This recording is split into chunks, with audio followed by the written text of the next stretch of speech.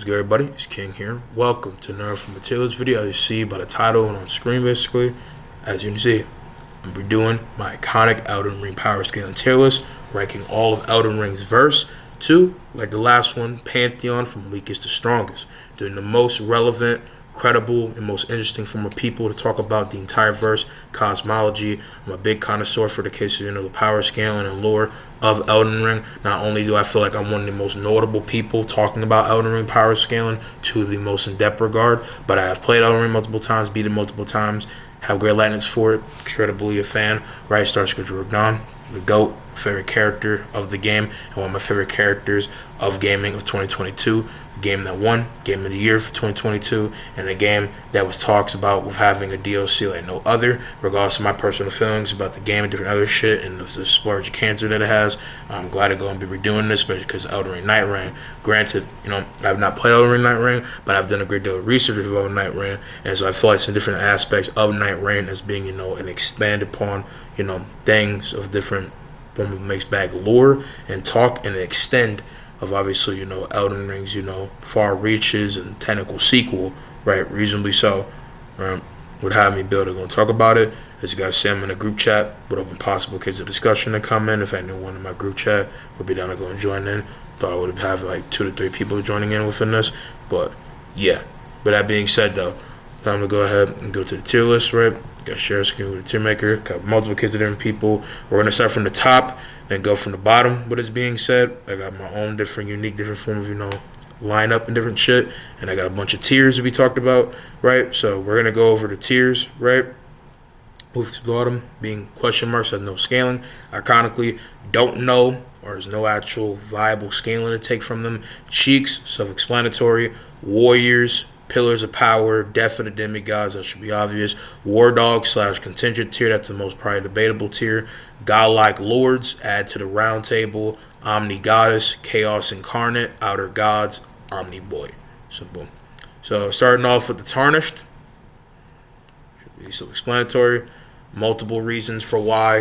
He soloed the entire cast of not only base game, DLC, almost every odds, the main character, the MC, Pico or Farmer, right? Arguably mixed plot and plot relevance for why he even is the way he is. The Tarnish is the antithesis, the ultimate, unparalleled warrior, and decisively dominated almost everybody with arguably no struggle with anyone that he ever dare had a struggle with. He is just an unstoppable and unkillable object. So, yeah, suppose that. Lord of Chaos, explanatory too.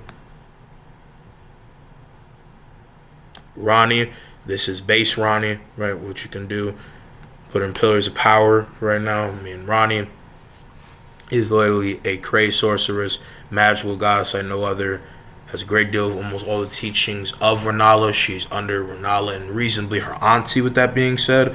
But, is very much powerful, can create a universal pocket dimension, the second phase of Renala's boss fight, and is very crazy, very powerful. It's still a demigod, even with not having a great rune, disposing of it. She still is very powerful and can pull a lot of crazy shit if she wanted to, right? I don't need to explain, Lord Chaos Tarnish, right? Just adding on what Tarnish has, but on a more crazy regard. But I just want to say that, her godhood would be reasonably to be said the goddess of the lands between. Turn the clock on the case of all the lands between, became seemingly omniscient to omnipotent within the lands between, and yeah, it's a whole different level of like powerful. Then you have pre-rot, aka older Radahn, being the case of, in his prime and all that shit, would be reasonably above his mixed bag little sister as the exact age of the 3 iconic siblings of Radagon and Renala. Is very mixed. I would perceive Radahn as being the oldest. Probably his mixed accounting. It's not just from his size, just by all different acclaim, right? There's an argument Rykar is the oldest, doesn't really matter, but I would say Radahn is older than Ronnie. Agree, disagree, right?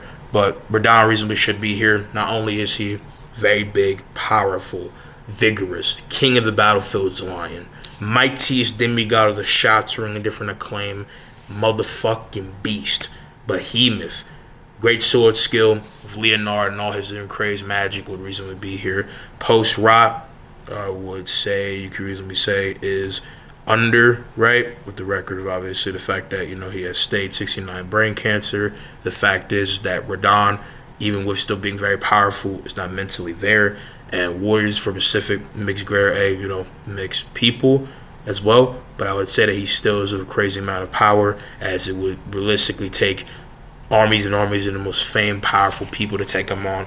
And in a one-on-one setting, which most of this, talk reasonably would be, unless the people could have ways to, in base equipment, no prep time, no random shit, be having different people, even though technically with Radahn, reasonably so, with what's counted as being base talk of a person with him, even though he does not need, Leonard to be beside him, would be riding atop his famed steed, right? Obviously, it's going to be a one-on-one, equal mixed credit setting that's talking about how the verse stands an all-around stand of, power. So, enough said there. But still, Prime Radahn, I think, reasonably, regardless of him not being the same height as his older self, younger was said to be a whole different acclaim, ridiculous beast, right? Radahn is said to be equal to Melania, and at the same time being reasonably record hold of being the most top tier demigod, arguably, for someone like Mikola to want his half brother to be his consort, not just with power but other stuff. And obviously it's also tied to different love infatuation, but it's also the fact of the matter is that Radahn is one ridiculous matter of powerhouse, very skillful, did a lot of crazy shit. And, even with Pre-Rod still being reasonably his prime, there's a talk that whatever mixed case of replicating what he was in a DOC, resurrected, host body to Moog, and credit of, being amped obviously by Mikola, that he has reasonable power, right? And him and Melania are the top two honchos for, the most strongest and elite powerhouses in the case of, the lands between at that time, with someone like her, Melania, who we're obviously going to get into, is the undefeated swordswoman, and him being a ridiculously not just respected, mixed credit feared, and living to the same heights of the great famed lion axe of Queen America, Godfrey. Radahn, the red famed Star Scourge, is one crazy, ferocious warrior. So his accolades easily, I feel should seal him here, especially with the scaling to Melania, right? Mikola and Radahn would be reasonably, to me, up here. We're going to see really how that goes, but not only is he in his prime, he has stacked abilities, blood magic, he's amped by a god, in this case Mikola by reasonable hell, and should just have every reasonableness to say that he's over, right? Melania, Blade of Mikola, undefeated swordswoman, a ridiculously crazy great sage, I think has reasonable mixed perception to maybe be, above, or above at least, pre-Robert Dawn, for obvious reasons in comparison to Prime. I know some people, still to this day argue this, but suffice to say, I've explained it multiple times. Melania has every reason to be over Radahn, regardless how you see it. She truly survived their battle, right? They did lock horns in combat, and in the end have been accounted to have a draw. But what actually makes constitutes a draw, and the end all being, is the fact that Melania did use a reasonable technique and form maneuver to go about defeating Radahn in the end. She did defeat him. He was laid out pretty much mentally and all that. He pretty much was a walking, mindless carcass, a zombie. And Melania, even being very tired and out, was still alive in there. And it's also the fact that Melania and Radahn even know more Melania by literally, word of God almost statement, was tired and mixed bag, hurt from the countless form of battling. And Melania gave him the wet work, or at least gave him some great, suffice to say, great Clash of Titans battle, even with that. From her sword skill, claim, and fame, I would say that she's reasonably here. And with the case of Blossom in question, I believe that she would do the same thing to Radahn, but could do it to Prime. I just feel like there's an argument, who you think is better by statements or showcasing. The statements is for Prime Radahn, but what's better, shining of shit and feats, would reasonably give mixed accolade for Melania. So yeah, I'm gonna agree the fact that Melania is top of this tier for a lot of reasonable reasons, and I see no real reason why she shouldn't. And as I'm saying this, if you disagree with anything I have to say here, I already showcased my Discord, right? RP King 3124 is my name, right? You see the profile picture, you see Big Osik here, right? If you disagree with anything I have to say, I'm willing to have a conversation, willing to have a debate, willing to educate wherever the case, right? But please do not be out here, even though I wouldn't be surprised if you do, be out here pump faking in the case of the comment section, right? Like, simply put, if you really have something you want to say, please hit me up and we can have a conversation about it, to be honest. Unless you actually have some, like, cogent evidence to, like, defute what I'm saying in the comments, bro, I guess go ahead and waste your time, waste your energy, typing away at nonsense. Right, it is what it is. That's your prerogative. I can't control you, but I think it is very much showcasing intellectual dishonesty to deny the fact of the matter of so many things. Not only shining Melania's superiority to Radon, but reasonable credit of being truly, in all undoubted form, the champ of what it means to have that dog in her and outclass all different forms of adversity against her.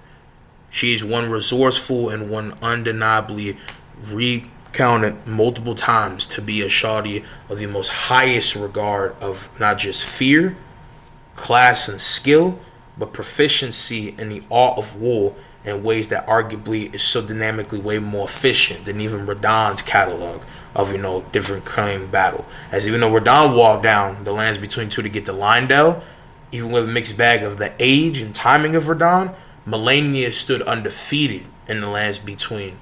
And even with being, taken out by her own fruition, was still up and coming. And she still had energy, even with the fact that it is a tarnish, to fight the tarnish. Radon never does. There is no even argument for that at that point. So, yeah, no. Simple as that.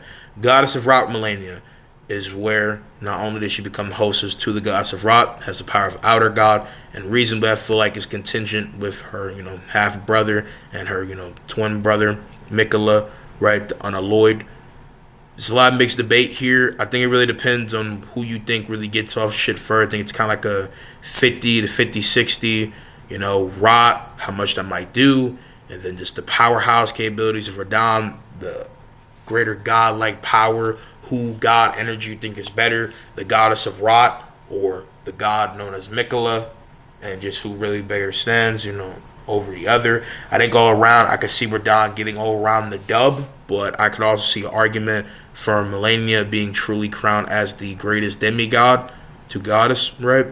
But it's very, again, contingent thing. I think I'm probably going to give my money all around to Melania, and here's why. I kind of talked about it in my one video explaining their entire case of, rivalry and clash, right? Which I think is very interesting. They're both very interesting characters. Is the fact that Melania not only has better versatility that I've seen, I think she can close the gap in a lot of ways, and I think because she purifies Rot and a lot of this will break down Radon and Mikola by all reasonable account, I think it would get her to win. The only way I see Radon being able to close that out is if he used the blood magic a lot, which by gameplay he doesn't. He overreigns her with the godly energy, and I see someone like Melania to get around that. They can both fight. It would have like a Dragon Ball Z level clash, right? Like, I would love to see this fight play out. And there's also like the fact that Radon can use a great craze deal of versatility. So that's what I'm saying. Like, it's very contingent. I think, I'll just concede to the fact that you could go either way. I believe Melania gets the dub. Very hard, like extreme, bro. Like, it would be a very crazy fight. But yeah, like, I just believe that there's a lot more argumentation and Rot. And to be fair, Melania has some better mixed, arguably constituted statements than in comparison Radon. So yeah, I feel like that's a reasonable stand. Marika, right, in general, but even her fame of being mixed, very powerful sorcerer, shorty that can ascend and other mixed claim and standing, I think reasonably because of that stand would just be reasonably here, without a doubt, not even really to be argued. Pre-Ascension, as there's one where she's actually in a matter for being, a goddess. I think maybe on this tier. If not, then you guys already know where I'm going to put her. Because, like, if it's America I'm thinking, and not the other America, then she would just be right here.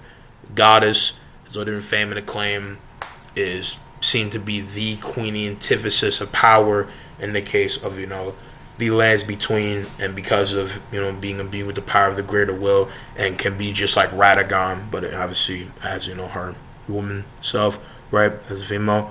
She reasonably should be on that same regard. Now, Radagon, controlled by the greater will, she reasonably be here. There's mixed argument, and very much reasonably so, that Radagon with the greater will is beyond any other person to a great deal within the lands between Elden Ring. Not only because the greater will is controlling his body, he's just as powerful but has a different mind. He has no limitations and has been narratively said to be the hardest challenge for the Tarnished, and I think by all reasonable criteria he can be, and there's just like no real argument, I feel like, to really dispute that he would be higher than Queen Marika at this point.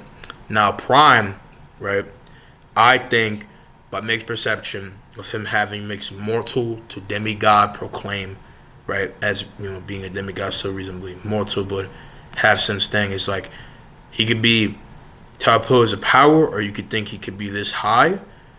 But at that point, that's when we kind of like stretch to putting other people of greater mixed merit, while Marika has a lot more argumentation for her.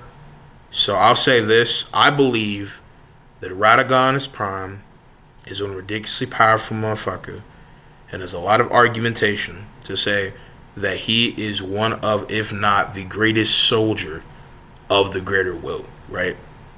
God's pretty much greatest soldier, and he's one powerful, without a doubt, individual. But for now, before I really get into more shit with him, because I'm not done, I'll say that he's top pillars of power. Okay, well, he has everything that he would have when he's controlled by the greater will.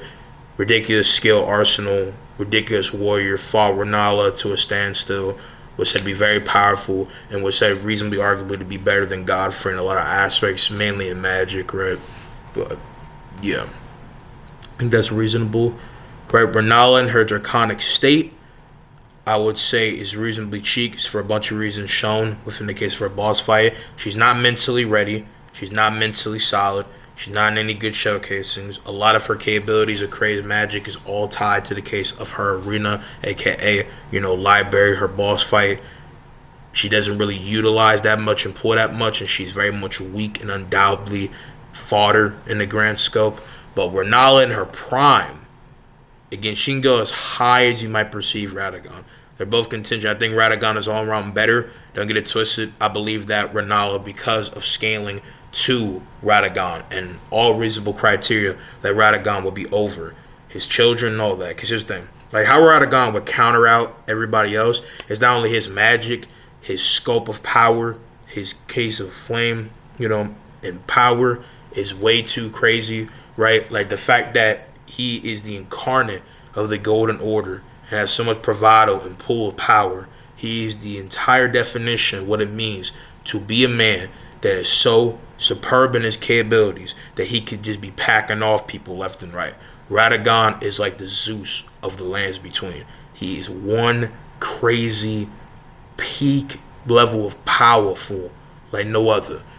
He has so much experience, mixed claim, has reasonable great height, fame, and standing, and the fact that Radagon was on the same standpoint of Godfrey with the legacy to lay down a smackdown upon most different opposition and to be way more better than his children, was every record of regard, to me extends the bar for him to even be had. So not only would I feel like he would wreck any of the people below him in probably like 1 to 2 shots, but in speed, even though reasonably, you know, that shit is mixed equal, and really when we talk about godlike lords is really when the speed talk is a little bit kind of like astronomically pulling difference, right? Because of like the mixed scale to different higher hygiene individuals. I feel like that, simply put, by all reasonable credit, that he is just so undoubtedly way more superb and powerful.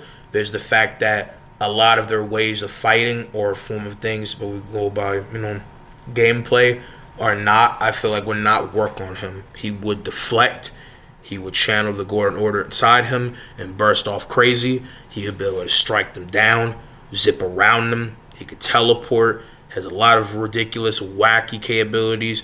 And to me, it's just like he is just ridiculous. I mean, he's just crazy. And he's doing all this while Mick's arguably not being a god, regardless if you see him as being mortal or a demigod. He's just a ridiculous ounce of powerful. And again, he could just clock multiple people out of commission and buy them before they do anything. I'm gonna be honest, just knowing his type of status and the type of person he is, I don't see Rod working on Radagon, so I don't see no reason. Renala, from her magic, her superbness, said to be greater than Ronnie in almost every way. Ronnie has acclaimed her to be better. Her children talk about her being better. She scaled to Radagon. She hold him off to a standstill. And even though the fight was a mixed bag thing, and there's talks about, love interesting, even though granted, the turtle is the one who concepted the idea of a marriage, making a truce between both people. It's just the facts of the matter that she reasonably should scale to her late husband in comparison to technically, was, because makes argument for Radagon technically full being dead, because in truth you picked like the first ending, really Queen Marika, all reasonable support will be alive and not him, but that's besides the point. Anyway, Godfrey though is a very mixed person. I'm not putting it here, I'm just leaving him here to talk. So Godfrey is a very interesting individual. Godfrey has a lot of interpretation to say where he could be. Godfrey is without doubt the most mighty, most dominable, most behemoth, colossus-ass figure. Is one audacious powerhouse, the pinnacle of what it means to be a vanguard with fury, with might, and boundless strength that sees no bounds, knows no end, and is a glorified Grade A opponent. He is one undeniably terrifying motherfucker. The acts of Queen Marika, ferocious, untamed, beast, goated, no glaze. Godfrey is one powerful motherfucker. Godfrey is akin to the Thor, the Broly, Wrath incarnate of this entire sentence, a verse. But Godfrey has a mixed applicability for where he will really rightfully stand. He has an advertisement statement that comes from IGN. He has a mixed case perception of really where he would stand. He is the most powerful Tarnished, which if you say, though, because of race stand that should have him be more powerful, then we have a mixed interpretation where he could be. There's the fact that, he did all these even great accolade things. He fought with Mesmer. He defeated the Fire Giant King. He slayed a great deal of Fire Giants. He slayed a bunch of dragons, and he was said to be so powerful that he could maybe even fucking stand to, like, the Dragon Lords themselves, which, again, is very mixed applicable. So I just kind of, run it down like this. Depending how I perceive him, he'll always stay at the bottom because he's a demigod and he's just above the general criteria of Tarnished. Don't mean that he's not very powerful, but mixed perception for where he could really be. Then same time, right, you have the case of, him being way higher, greater than all these motherfuckers, right? And then same time you have him, if you really think that he can stand to the greatest of the greatest, he could be up in here. You can keep going higher. I think I have a lot of reason to say that Godfrey is based with Siraj can be here, but depending on perceive how he can counter out Rot, he could get defeated. But I'm gonna be honest, man. I'm almost every time close to putting him in question marks of no skin because he's such a weird person. I've scaled Godfrey 1,000 times, and he's always just a weird guy to really say. So I think I'm confident saying that he's here, and then Horaloo is like self-explanatory. He's here. I don't think he would beat them because of the magic and shit. I got a message from my boy Sky. Give me 2 seconds. Go crazy. Hold on. Because he just messaged me independently. What the fuck? We have a message on my phone in comparison. Hold up. We're going to stay about this tier list. I'm going to go and talk about Rykard and shit, right? Man. See? You go news. Sorry for the wanting to go about, not being interrupted, mixed bag, and even though I have a problem with my brother, saying what's up to me, it is a fact of me trying to go and be staying in tune with it. So hold on, my being so data with this.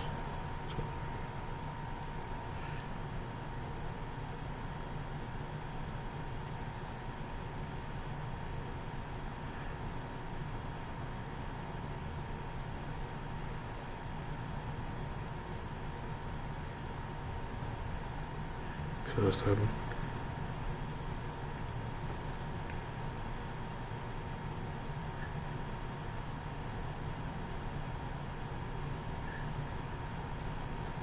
Some of my shit list out. And I'm not trying to, have a big interruption with this. I was just trying to go ahead and correct something. But my phone's not long, man. I don't know why. My shit don't have bugging right now. It's such a weird thing. Anyway, like with Rijkaard, to go about greater talking about, right? Rijkaard is one ridiculously interesting individual to talk about. A very strange cat. So when we talk about Rijkaard and his, devouring serpent form, he easily is a pillars of power.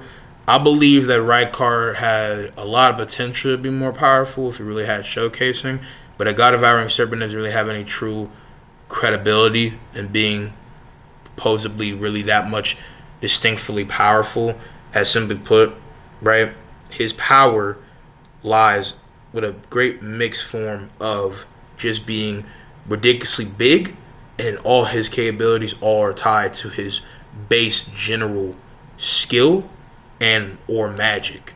So when I say this, I'm not trying to put down Rijkaard, but I see him only be in the general echelon of like the general credit of like niggas, aka he would body a lot of fodder. Anyone that has a great distinctful stance of like caliber, skill, magic, he would dust. But anyone that actually got way better versatility, hacks, aka like demigods, powerhouses, ridiculous proposing niggas, right? You got fucking He-Man basically of the verse over here. There's no real reason he should be anywhere else. And I would probably say that goes the same for him, pre-Serpent as a human. Like he has great accolades being basically like the Gaius Julius Caesar, a very, boisterous king, very powerful, very timid, arrogant, a great cause and effect for why he became what he was as a matter of a man that could, stamp his foot down on different people, reign supreme with his technical mini empire, and is very powerful, but, just going off of his magic. So, depending how you perceive that, then there you go. But I'm not going to lie, pre-Serpent Rijkaard, doesn't actually have any true show. He has a bunch of statements. Can I perceive that, feats and shit? Because I know, like, some people try to dumb down Elden Ring, basically be like, oh, it's not like a anime, it's not like a comic, verse where, oh, possibly there'd be, like, a lot more criteria to talk about mixed statement for, feats and talk, because it's a kind of mixed talk thing in the verse battle community thing. But simply put, I will say this, as I try to go into nerd call for possible people to join in that I was talking about, is the fact that, yes, this verse is very set on basically reading shit at face value and taking different things, but there's a lot of bigger things to bring about different logical conclusion for different characters and different talks of people.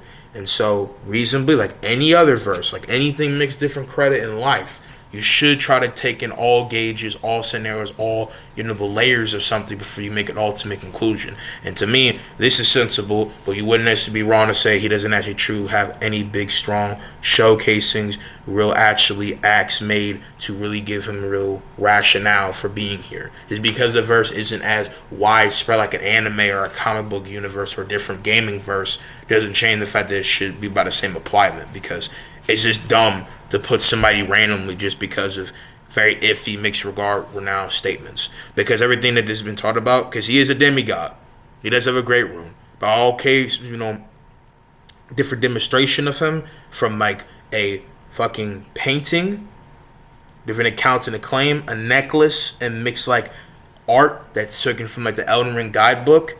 There's nothing really actually certifying Rijkaard as being this ridiculous. I'm not trying to double him down and say he's basically like a human normally, like he was like a tarnished level, but what's more that distinctful by Rijkaard? Like for all we know, he just looks like this, but just very big because of whatever genes that come with, Radon, Ronnie, because I'm telling you, bro, these niggas gotta be related to like the fire giants or something. It doesn't matter. Like, it is what it is. But anyway, let me go and see about this. Let me see if I can go ahead and start another form of call or something in comparison to bring niggas in. Hold on. Starting everyone up. Doesn't fuck up anything I'm doing. Don't ask.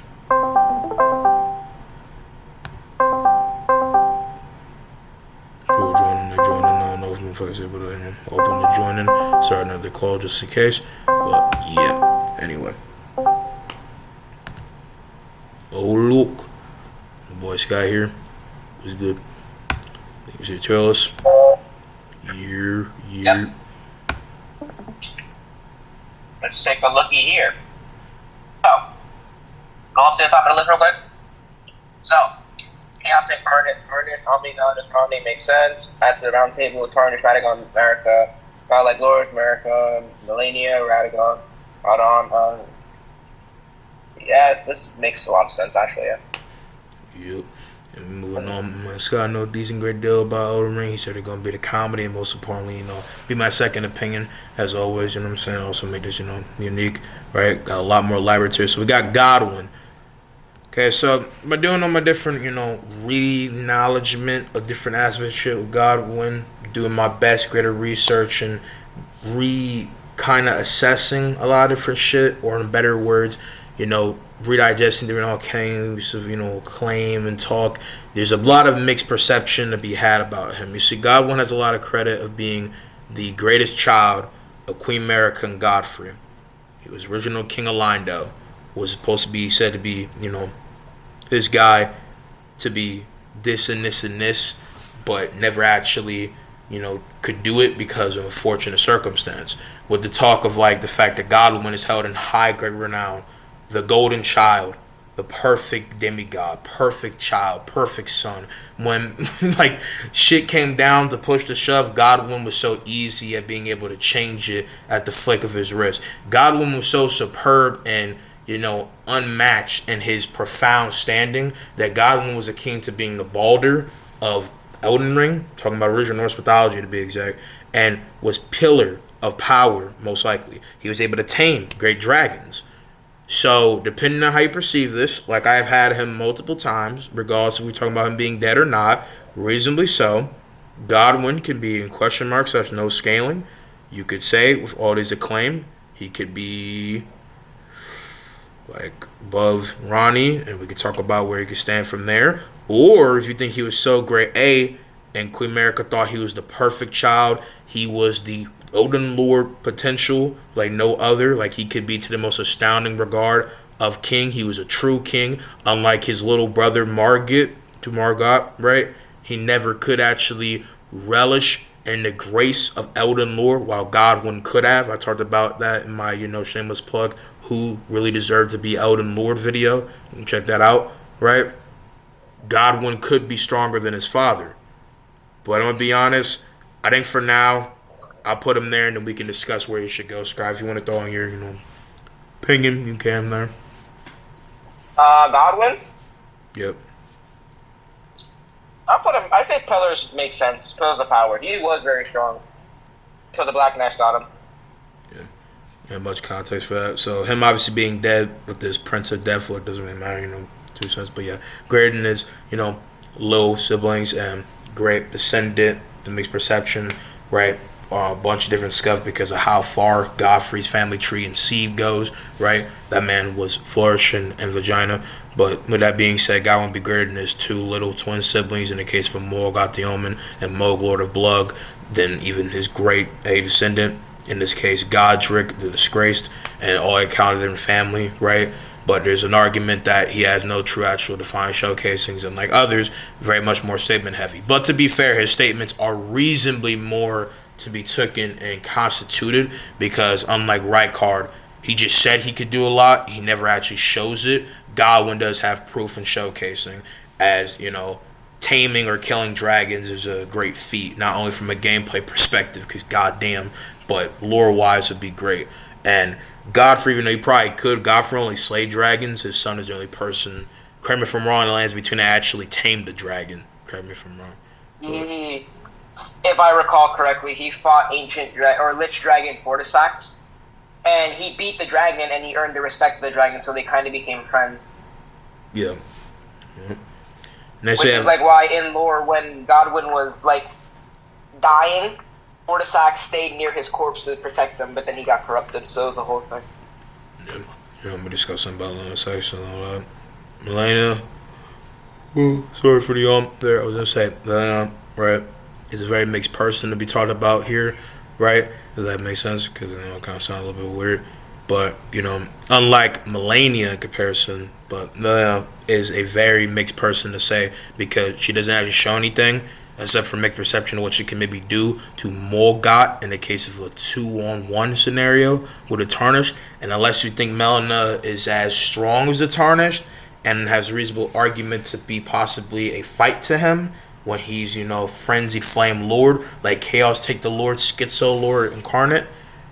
I feel like you really would only have to be able to put her here, or like I've put her in Cheeks, because she doesn't have any true showcasing, or you could put her in Warriors, or again, if you really think she's that, yeah, we can see where like this doesn't make any sense. She's just a guide for most of the game, so we really couldn't see any feats if she had any. So it's really relatively unknown. The DLC didn't really highlight her at all. Like I would have thought the DLC brought some more content for her, but she didn't get any lines and stuff. So honestly, while some people would theorize that Melina is the Gloomite Queen, which he could be very strong because he vowed to kill the Frenzy Flame Tarnish, which was basically the Lord of Chaos at that point.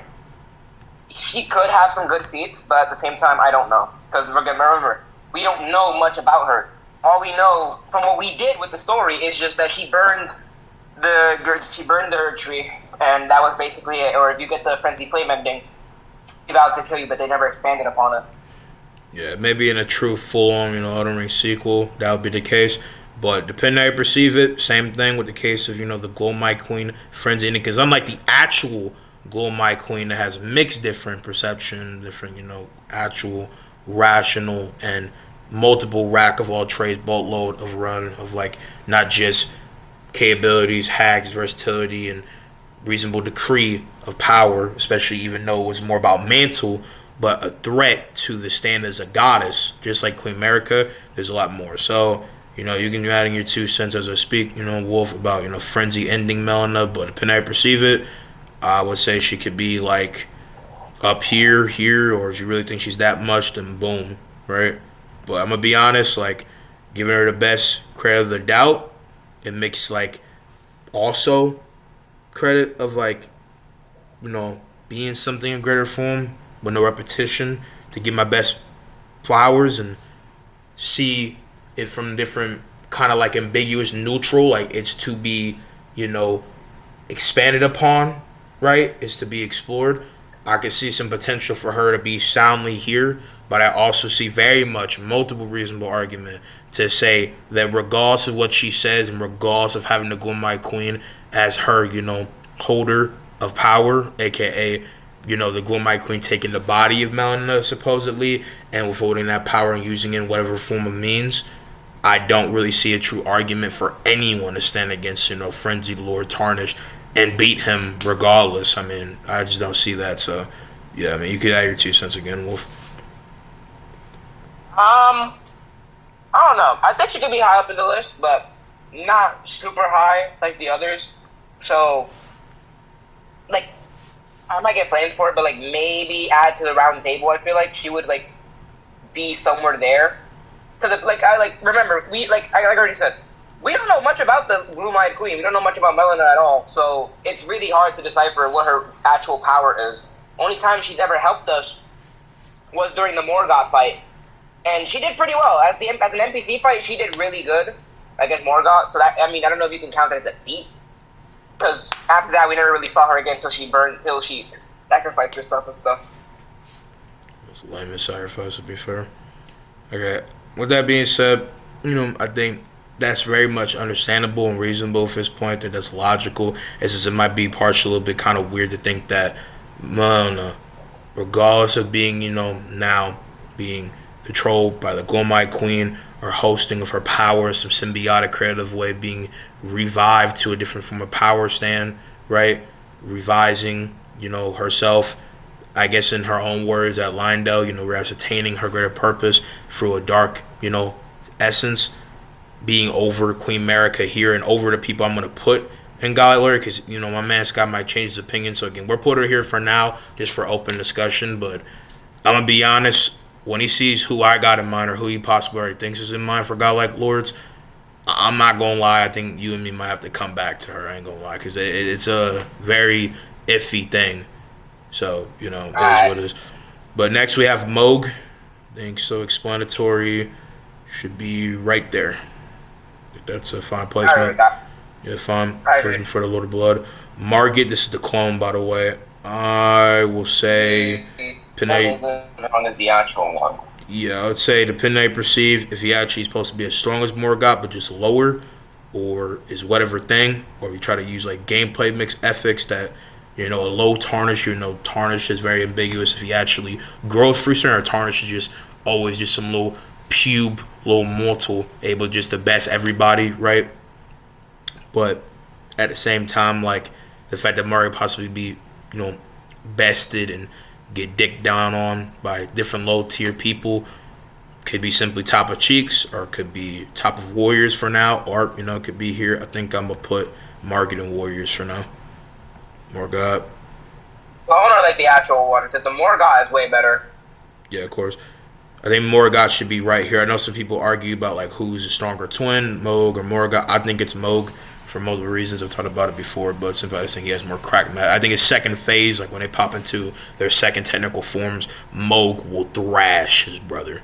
I also think Moog is just objective. Moog is very strong. Like I would doubt. I think Moog is a better like hand-to-hand combatant than Morgott. I think he's a better all-around fighter. Full hand-to-hand, bang for bang, ball for ball, clap for clap with the trident. It will be a stitch of like fucking whole Aquaman versus Ocean Master, my nigga. He would just be a whole better combatant than him, right? I don't know if you agree with that. Wolf, you got your 2 cents.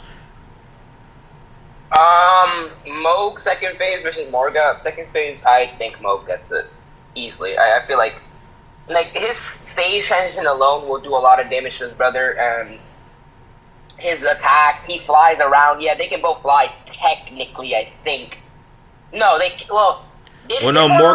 don't remember the fight that much. Well, no, Morgott has the potential to fly. He could jump around crazy like his father, but the thing is that Moog better captured his power while Morgott was always trying to hide it. Like, even if you want to talk about all of them being siblings and mixed character thing, obviously everybody in here is reasonably in the mindset of being in character with the rational personality. Like, this isn't bloodlust. If it was bloodlusted, then we might have to change this entire tier list. I'm not gonna lie, but that's not the point. Like, simply put, regardless if Moog is fucking moleculistic, right, mentally, disfigured and distorted of his like morality and conscience, I feel like he reasonably would best Morgott baser. Now I just feel like he'd just be too much, and I feel like Moog will better be able to not only pull different source of power from his blood magic, but just got greater crazy usages. And I just feel like Moog better acknowledge not only his birthright power, but came into his own with way more better running form of like crazy array of shit than Morgott even. Don't get it twisted. It's a very contingent fight, and I see some arguments why Morgott is over. I think the fight probably goes to hard diff on either side, but I just believe that Moog, again, has a greater, record, hold of different capabilities, hacks, statements, accolades, and affinity, and the fact that, Mikola want to go and use him, and even though full molesting him mentally would not defy the fact of the matter of him being one crazy, absurd, crazed fighter. And he basically, by all mixed showcasing, is already a person that has a reasonable preferably of like being a crazed pillar of power, as he reasonably is with this, tier list. So I feel like he'll just be running a whole new porridge of like belt to ass against his brother. But how do you feel, Wolf? I can agree with it. Honestly, I can agree. Like, they're both strong in their own right, but I feel like once it really comes down to the second phase type of thing, Moog is gonna, first sure he's gonna fucking whoop Morgott. Like, he's just gonna, Jesus Christ. Like Moog's fight is annoying as shit. So, it's very obvious, I feel like. Next we have Godric, and we're obviously going to talk about, like, Moog Calm, aka Moog the Omen. Godric.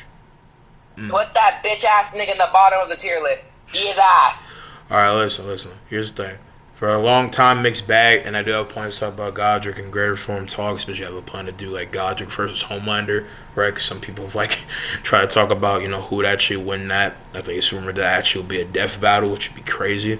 But the thing is, like, Godric, by even though being reasonably disgraced, dishonored, exonerated from any talk, bumba clot, you know what I'm saying, in the lands between, is still rightfully a demigod, descendant of Godfrey and Godwin. Very powerful. He's bigger than a lot of people that will later on come on. He's so ass. He's so fucking ass. He's ass. He ran ass. away from Radon. He got put on his knees by Melania. There's literally art. Melania, bro. Like there's literally art. Ass. There's literally art of this woman stamping her fucking heels into this man's head, bro. It's just unfortunate. But reasonably so. Against everyone else, he would be stronger. To be fair, though, like I think he would best that version of Renala, right? The fucking, the iconic state of her. But I don't believe they beats Margit. I believe he's reasonably Cheeks. But then we're going to have a mixed conversation, which I feel like we can get out the way here with you, Wolf, as I have a kind of 50-50 split opinion, is do you think any Tarnished, except for the Tarnished, can defeat Godric? Any Tarnished? Like, is there any Tarnished you think that could possibly defeat Godric? Do you think it's even possible for a Tarnished that's not a Tarnished, more or less, to beat Godric, is what I should maybe say?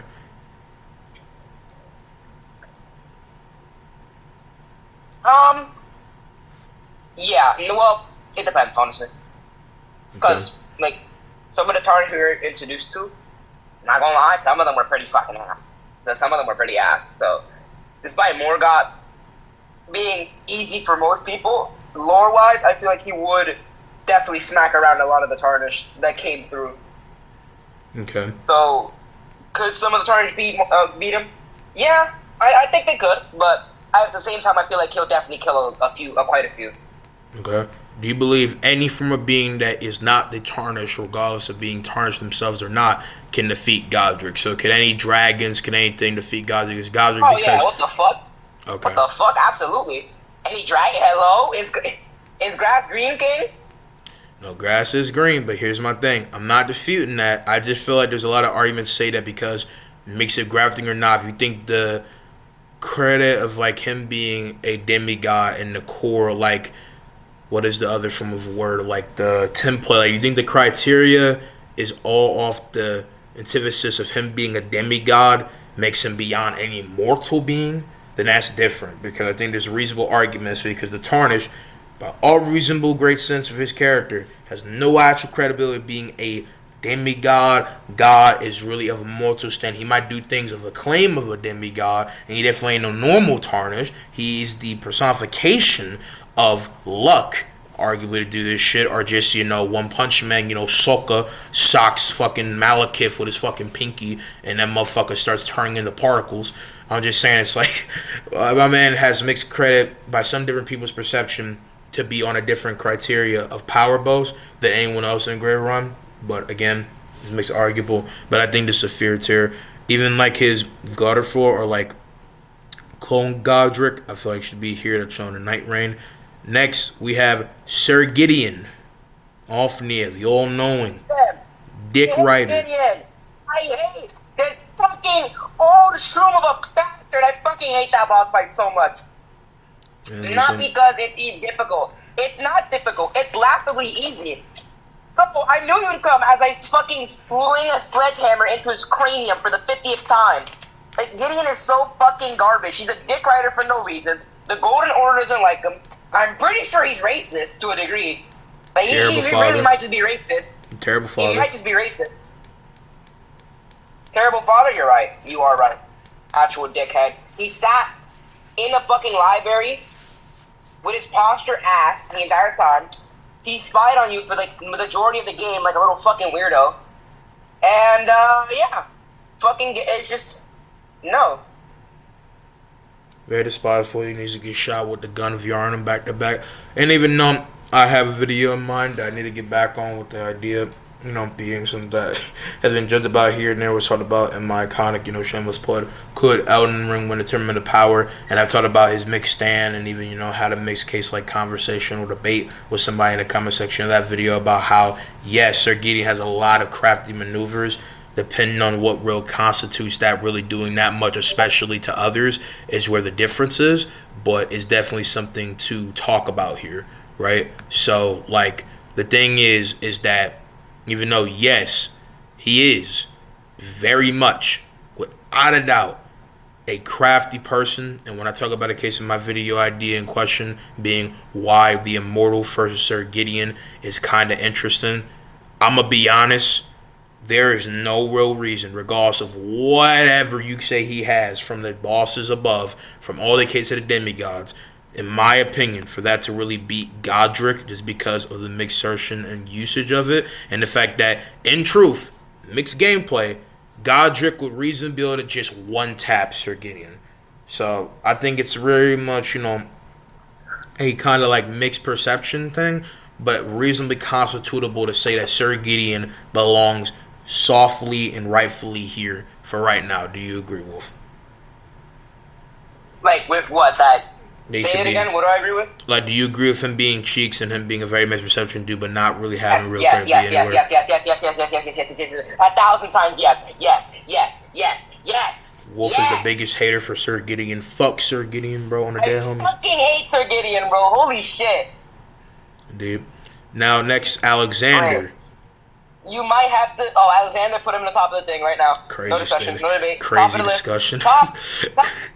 Crazy, David. All right, listen. All right, if we're being serious, right? No. He should rightfully be Omni Boy. But here's the thing: Alexander be actually being dead ass, right? When we actually using some thinking caps. I know. Right? Like I feel like even. Let me be delusional in peace, bro. Come on. Bro, no, bro. We can't have delusional jar. We need to give rightfully Alexander the Iron Fist, right? His true props. I believe that Alexander... He's so fire, but he has no feet. God damn it, Alexander. Actually, no. He put in some pain against Fire Giant. I will admit that. Yeah, but again, misperception, like gameplay thing. Don't get it twisted, right? Like, this is considering after his, like, reform and literally taking baths and volcano manners, fire, and or lava, right? Like, this man was literally pulling a case of lava, girl. My man was baking and the hottest fucking flames to ever be possibly heard of, bro. Man was baking in volcanoes, eruptive lava, literally snoozing where magma worms lie, bro. I would say, without a doubt, that he has one of the greatest capabilities to say he could beat Godric.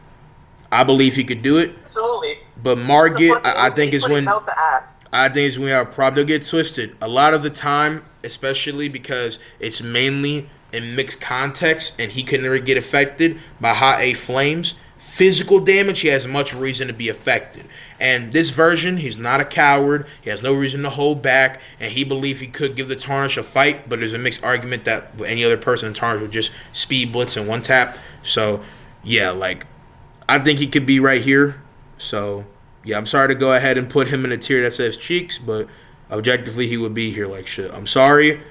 But let's just say that if Alexander bathed in the fires of, like, the Nether Realm for Mortal Kombat, he would be omnipotent. That's besides the point. Anyway, Blythe, right here, right? And I'm in terms of a fast speed lane with this being said. Hold up. I must unfortunately join a friend's VC real quick because they're bullying me into showing a combo in the game or something. Continue this without me real quick. I'll come back. Catch me at the speed when I'm back. It's not going to be long. But, Blythe is a very interesting mixed cat. So the great case talk, I believe that Blythe, from all his claim of not just being one very great swordsman, duelist, fighter, ferocious beast with a great sense of not just, skill, but reckoning of a guy that can stand pit to pit against most different adversaries and not entirely get smoked, but doesn't really have anything partially really in his favor to say he's that outwardly different. I'll say this. For the Radon Festival, he was definitely the best. There's some different journeys and quests and hunts for Lady Ronnie. He's definitely the best. But I don't believe he's beating Margit. And so I believe that he's just here. Because you would have to be a fight to Margit. I don't believe anyone here could actually fight Margit. That's the thing. So that's why I classify him as being cheeks. Granted, like, depending on how you perceive it, I'll give him this. Just like for the monarchy of true warriors, these niggas cheeks, these niggas some actual dogs. So I'll do that for now. Right? Blythe, Berserker. Me and Berserk makes it argument to be able to possibly defeat Godric. But because Berserk not, he's starting his mind is entirely rabid. Man's going entirely buck wild. He's tweaking out. Right? I would reasonably rationally say that he would be a form of like a reasonably, way lower form, right?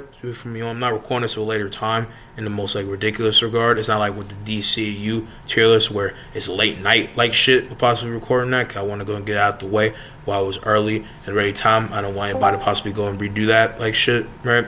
But with Bly, right, and it's 1:10 p.m. for me. Reasonably being Berserk will be a downgrade of what he could actually do in the grand scope, even with having as much skills, rare power, and all that. He reasonably should be here. Man was back. That's dope. So, yeah. There's a difference that really only happened here. Faithful Shadow. There's a Shadow version of Blight. A stronger credit mix version of Blight is basically him, but a Shadow. So I would give him reasonable credibility of being reasonably over all these in case of people or Blight in general. Really Shadow, and he comes from very mixed mysticism. I would say that he could reasonably credit himself being here. And yeah. Then we have Darwell. Not that much scan to be really taken from this enemy. So put him in question marks with no scaling. Rajier. Say Rajier, the magician. With a blue magic. Fought Margit. You remember? Is it Margit? Margit. That he could help you. Him. He's so irrelevant. I forgot about him. Fuck. Yeah, indeed. The man who died to fucking Death Rune. Yeah. R.I.P. to Roger, man. I mean, it's cool. He helped, but honestly, he has like no feat besides helping us fight Margit that I have no idea how to rate him. I didn't even know how to scale him. Yeah, like except for like you said, facing Margit, not Margit, in like a weird form because it almost sounded like a nigga said Margit when I was trying to go and say something to this dude. But besides like trying to go and fight Margit, he doesn't really have anything of greater standing, and Margit to greater from Morgoth, right, has a lot more applicable mixed stand to like separate. And even though I feel like because of his magic and obviously as a character, I like him more than Sir Gideon. Basically, he's kind of mix of like who really dishes out what first, and I can see Sir Gideon because he's more crazier, also, and also reasonably better decree of like versatility and scaling than Rajier, that he could be better. Plus, even though we never actually saw Rajier fight besides like a gameplay perspective, he reasonably has mixed perception, being very much fleshy and out of like real fighting caliber shape, as even though we don't know how he got infected with Death Rune, and anyone that gets a great build up of Death Rune, even the Tarnish can die from it, even though the Tarnish can come back from it using gameplay and mixed lore talk. I just feel like Sir Gideon, his greater arsenal, tangle of scaling would reasonably best him. Simple as that. D. I think D, from what was in fighting and shit, and he did die from Death Rune. I think D, from what you can see of him in actual fighting caliber, can be right here. Taking Wolf agrees with that. Yura. Where'd you put him? I put D above Sir Gideon, Rajier, Blythe, and Renala. Okay, I can agree with that. Yura has no actual true demonstration mixed back scene, unless you say that Yura could do everything Shiburi can do from a base and mixed skill merit. Shiburi is entirely different, so I feel like you reasonably could put him in question mark / no scaling. But then Shiburi, I have not just seen him fully fight. I've killed him before, but was a person that was trying to help you against Godfrey. So like Nefeli, we could say something. I think Shiburi could probably get over Godric's clone. But I don't know about Godric himself. How do you feel about that, Sky? You've gotten the Frenzy Flame ending. You went down that journey of schizo. How do you feel? About Shiburi? Yeah. He's a schizophrenic ass dude. What do you want me to say? He sits in the fucking mountaintops of the giants and he sits spouting nonsense about fucking the Lord of Frenzy Flame. But he claims he cannot die, technically. So, despite me getting the ending, we don't really see much of him. We only see him in an NPC encounter, and you can easily miss him. So, I really can't give an opinion on him because he's barely around, but he's an interesting character, I'd say. He really is just a schizophrenic dude. That's really what it is. Dude is just straight schizo. It's funny as fuck. Valre, I don't know who that is. Hayenta, I feel like we've seen this shorty before. This is the blind shorty that was looking for the grapes and orbs. So, yeah. Yeah, which were eyeballs. Yeah. Dung Eater, Only know the fact Fuck the Dung Eater. that he could The Dung empower the Eater. Tarnish and do more, right? There is a Dung Fuck Eater version of the Dung Tarnish. Eater. Is the Dung Eater powerful or something? He killed the black dude. Fuck him. I mean, yeah, but I mean, whoever he killed, does that really put him somewhere? 'Cause I'm thinking like probably above like Blythe Berserker form. Like, okay, so Dung Eater, I don't even know if he's strong or not, but like, he's just evil. That's really it. He's just an evil ass dude. He's locked away in a cellar underground for a reason, because he's just an evil motherfucker. Like, the first thing he does when he gets freed is he goes out, kills somebody, and then taints them with the fucking plague mark. It's disgusting. That's basically just what he does. And I'm not saying he's cheap. He's definitely strong. Don't get me wrong. But I don't fucking like him. Even Dalios. Don't have much take from him. What do you think about Dalios? Because this guy was a profile picture. Him as a profile picture, but I don't really think much of him, honestly. He's just cool. Design-wise, he's cool, but I don't know what else he did in the story. There's so many NPCs I don't remember doing anything, honestly. Reasonable. Celibus did nothing. Tried poisoning people. Actual dickhead. Dude. No, it's because I hate him. Put him here. I agree. Moongrum was a piece of shit. Yeah, but what about Miriam? Is this like there's a clone of Celibus, right? Because exactly Miriam is... I don't even remember. I'm pretty sure Miriam was the archer that was in the tower, which you needed to do Ronnie's quest line for. You know, the one that was in the library just shooting shit at you and teleporting away? Pretty sure that's Miriam.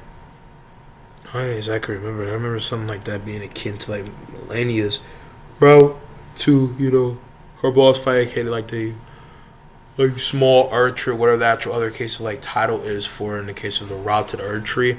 But I really do not remember that. Regardless of that, you know, you consider both of them being in no scaling, you know what I'm saying? But I mainly just do that out of like joking talk, but reasonably he would be all constituted of cheeks. Don't do nothing, and Ronaldo probably could just outdo him, cast that motherfucker away, turn him into a frog, bitch ass Celibus, you know what I'm saying? Perverted by power, motherfucker. But yeah, both of them again could be reasonably in question marks, so no scaling. Moongrum as makes save really anything because Moongrum doesn't do anything. I mean, he definitely does beat your ass in the beginning when you're trying to get to Ronaldo's fight. To be fair, gameplay, but yeah, that's like makes me sick. Because some people didn't, you know, deal as much, you know, damage or do this and do that depending on the game, but reasonably so. They did best the odds, and that would qualify them to be over. There's also the fact that most people didn't deal with as much, you know, problem possible with Moongrum, especially if you're like actually someone like, I don't know, like Afro Sonju, who's like a Dark Souls like connoisseur. You're like fucking, I don't know, Penguin Zero, who could speed run Elden Ring if he wanted to. Literally a top crazy motherfucking, you know, gamer like that. Then there's that. But I feel like Moongrum, just from his position of guarding Renala at this state in mind and just being very kind of wacky with sorcery, could have the constitution the best, but everyone else either would be way too strong, magic skill way too octane for him, and yeah, like regardless again of whoever the player is that didn't, you know, struggle as much with him, reasonably have stance, you know, being somewhat of a crazy like fighter, right? And that goes for possibly his fucking brother that's in a DLC guarding Rolana. But yeah. Next we have Selen. I don't know much about Selen. I know she's very wise, so there you go. What's it called? There's a quest line. You know the dude who starts the Radon Festival? Yeah, that dude, Whitebeard. Yeah, so there's a quest line between them, and in the end you have to choose whether to kill Selen or help Selen. But in the end, Selen meets a fate worse than death anyways, but he doesn't really do much. He kind of just in her little cave teaching you magic and shit. Not much else. That's it. But no, because being recusant, you can say could be something greater, because helping us against the Godsking duo, which you know is gameplay. Godsking duo is very mixed too. I would say that he could probably be. You have anorexic and then you have fat ass. That's the Godsking duo. Indeed, or the foreskin duo. But with that being said, right, Bernal, I think it makes credit be like attention to Sir Gideon to over maybe being better. I just don't think even with his blood magic he would be that much better. But I think I'll put him like above D. Does that sound fair to you? I think that sounds pretty fair. Yeah, I can agree with that. Reasonably so. Next, you have Millicent. No scaling at all to be counted. Even with the record for her randomly trying to fight or trying to fight alongside you, right?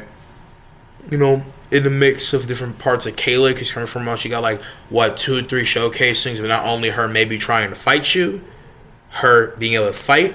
This mix counting for her being the daughter of Melania, and my question, who the fuck had a child with Melania?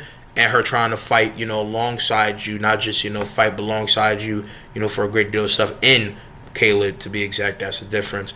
But in this case, fight alongside you against the commander that was, you know, the second in command seeming to Radon or whatever. Like, whatever makes perception you want to say about what she actually would do, she doesn't really have any true merit for doing anything. So, yeah. Finlay, this was what, the second in command to Melania. This is the woman that got Melania back to the Halleck tree. That's the name. Nothing there. Yeah. She carried Melania while injured all the way across the lands between back to the Halleck tree. Which is pretty fucking impressive if you ask me. I mean, that's impressive, but we don't even know how that journey was. And by all accounts, after the clash between, you know, all of Caelid's great fame knights against the Scarlet Knights of Melania, the Shattering was pretty much done. Like, that was the last battle in the Shattering, coming from wrong. So, like, there was no real talk of, like, war. And to be honest, even though that's an impressive creative feat, and that's a W, like, homie, right? I just don't really see what real distinctfulness is about that. Like, if anything, if you think, like, she was so good that, like, Melania put her in high credit, I mean, at that point, unlike Commander Gaius, who actually does have, like, feats and applicability, I don't really see real argument for her, unless, like, you think she should be put somewhere, Sky, because maybe you're more knowledgeable than me. Finlay, like, yeah, she carried Melania, and it's implied that she killed anything that got in her way, which could be anything, but we don't know exactly what those things are, so it's we can't really scale her, honestly. At least I don't think we can, because, like, again, yeah, carried Melania a hell of a distance. Like, to walk all the way back to the Halleck tree, that's not an easy task at all. Don't get me wrong. I'm not undermining that. It's just we never explicitly got anything in the lore that she fought anything noteworthy. We only know that she just traveled the land and had to kill things that got in her way, but we don't know what those things are.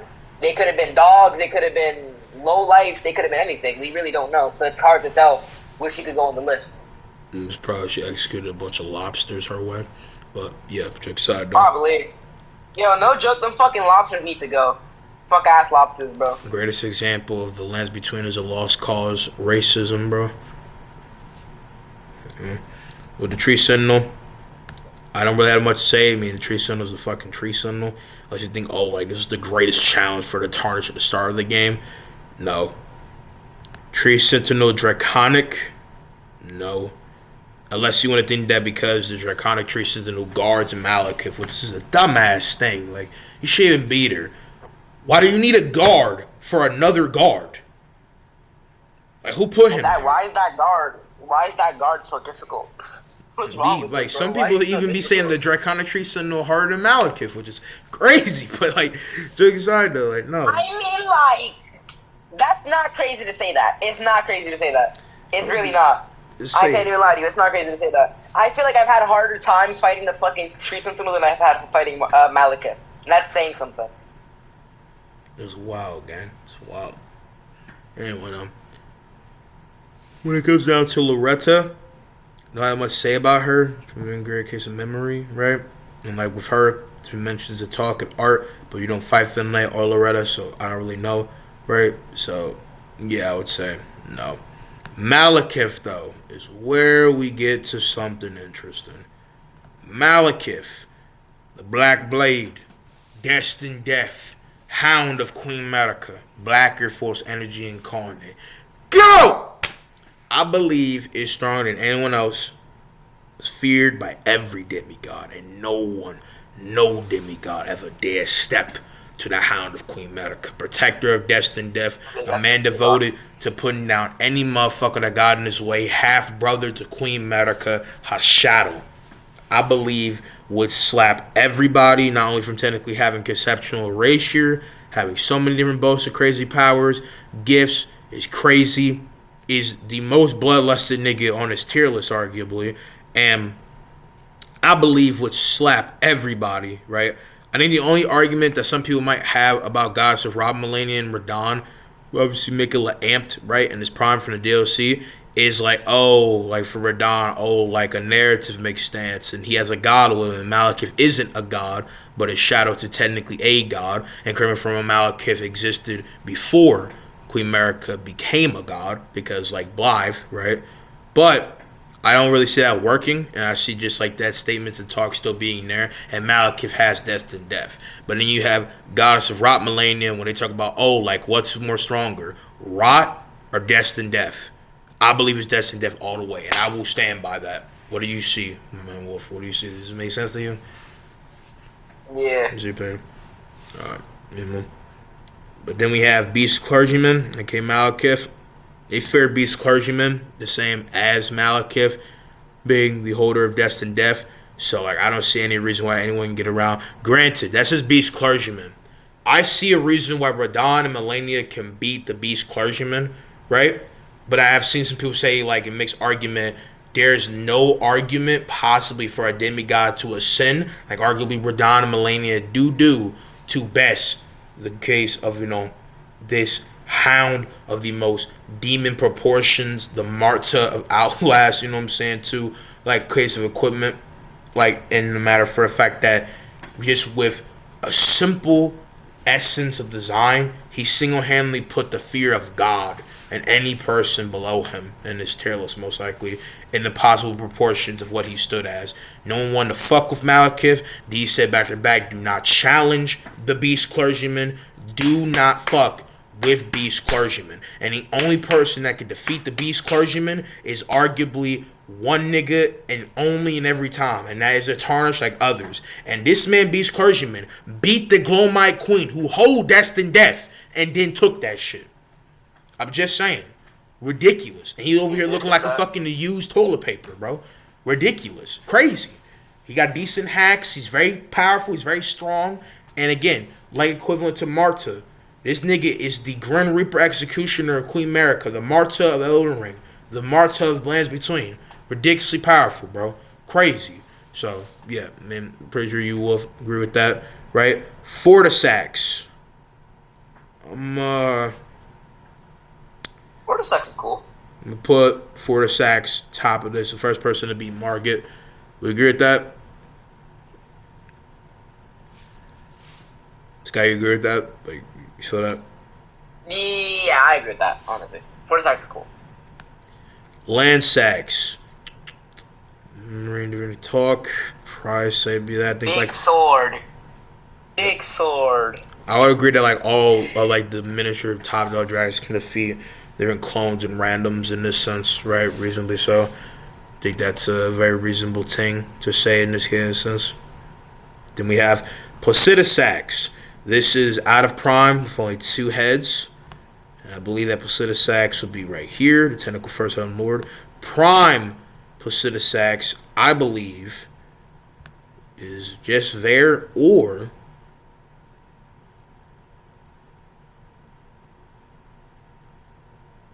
right there. What do we see? You know what I'm saying? I agree. You know what I'm saying?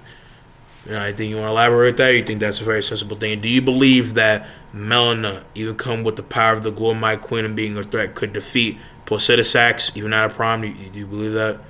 What do you think, my man? Do I feel if Melina could beat Placidusax? Is that what you're asking? Yeah, out of prime, or even like stand to him in prime. Maybe. I feel like okay, Placidusax is like very strong. So could the Gloomite Queen?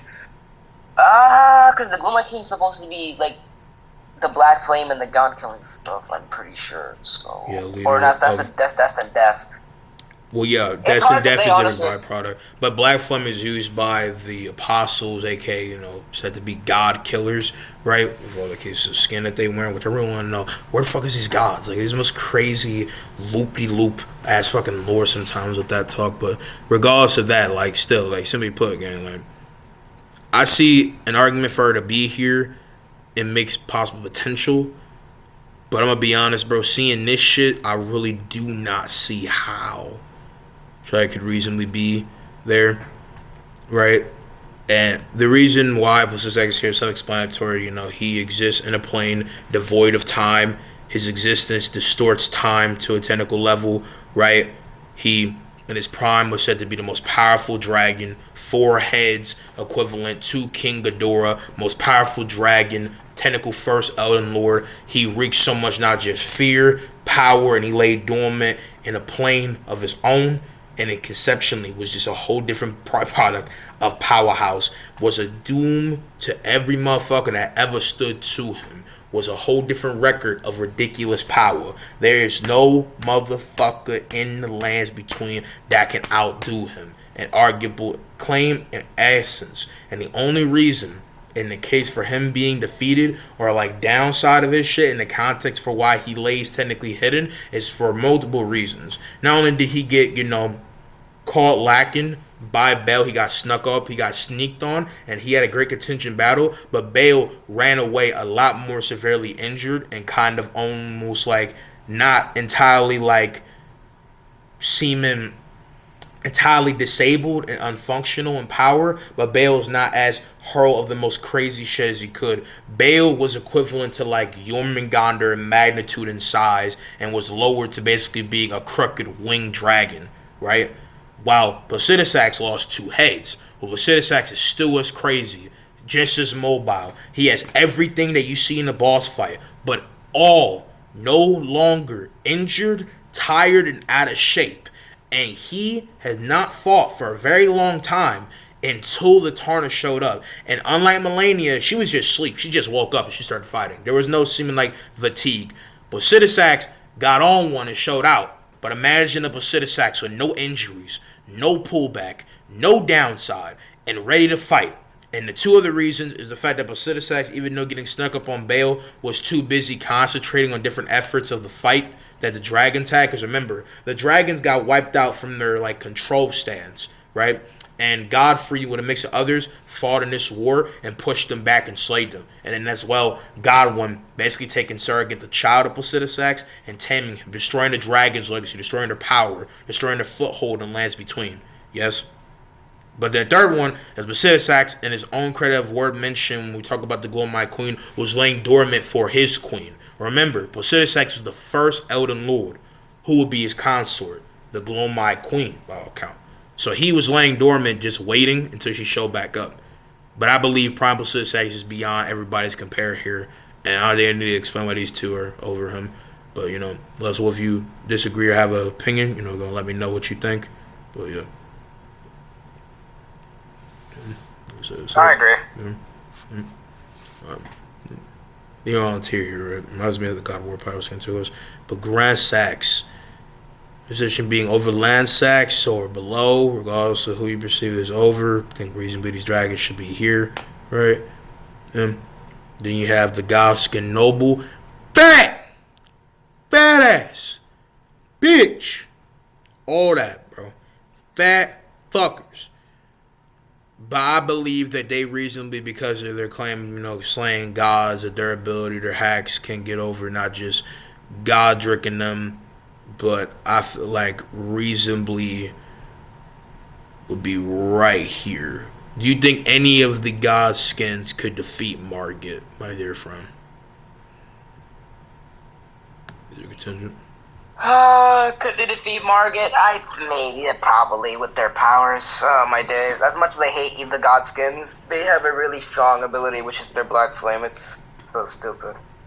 Very goofy Looney Tunes as capabilities. You got literally Mr. Fantastic and this fucking Q-Tip, and you got fucking the Blob from Marvel Comics, right? The same means, and obviously they're both from Marvel, my reference, but fucking Grey Dawson and fucking Muscular, if he was fat, from My Academia over here. I think Evolve makes argument 1-1 to not be marketed. If it was 2-on-2, it'd be different, right? But yeah, I believe that 1-on-1 they couldn't defeat Market. Electo, don't know who that is, don't know much about. Tishi, same thing. Twin Bird, don't have much to really say about the Twin Bird. I probably said the Twin Bird would probably be below Godric. That goes for the Death Bird as well. I don't know who's more powerful, contention or whatever. Put them there. Estelle. Hate this creature, this demon, this eldritch entity. Ban Estelle. Terrible fucking design, terrible boss to me. Hate him. I don't know how Wolf feels. He can put his 2 cents in. Hate him. Estelle really wasn't that difficult when I fought him the first time. He was an interesting boss fight. His design was weird. His moves were a bit weird as well. He's cool, I guess. This man like nerd under. Would I want to fight him again? Not really. I didn't really enjoy fighting him, but he wasn't that bad, I guess.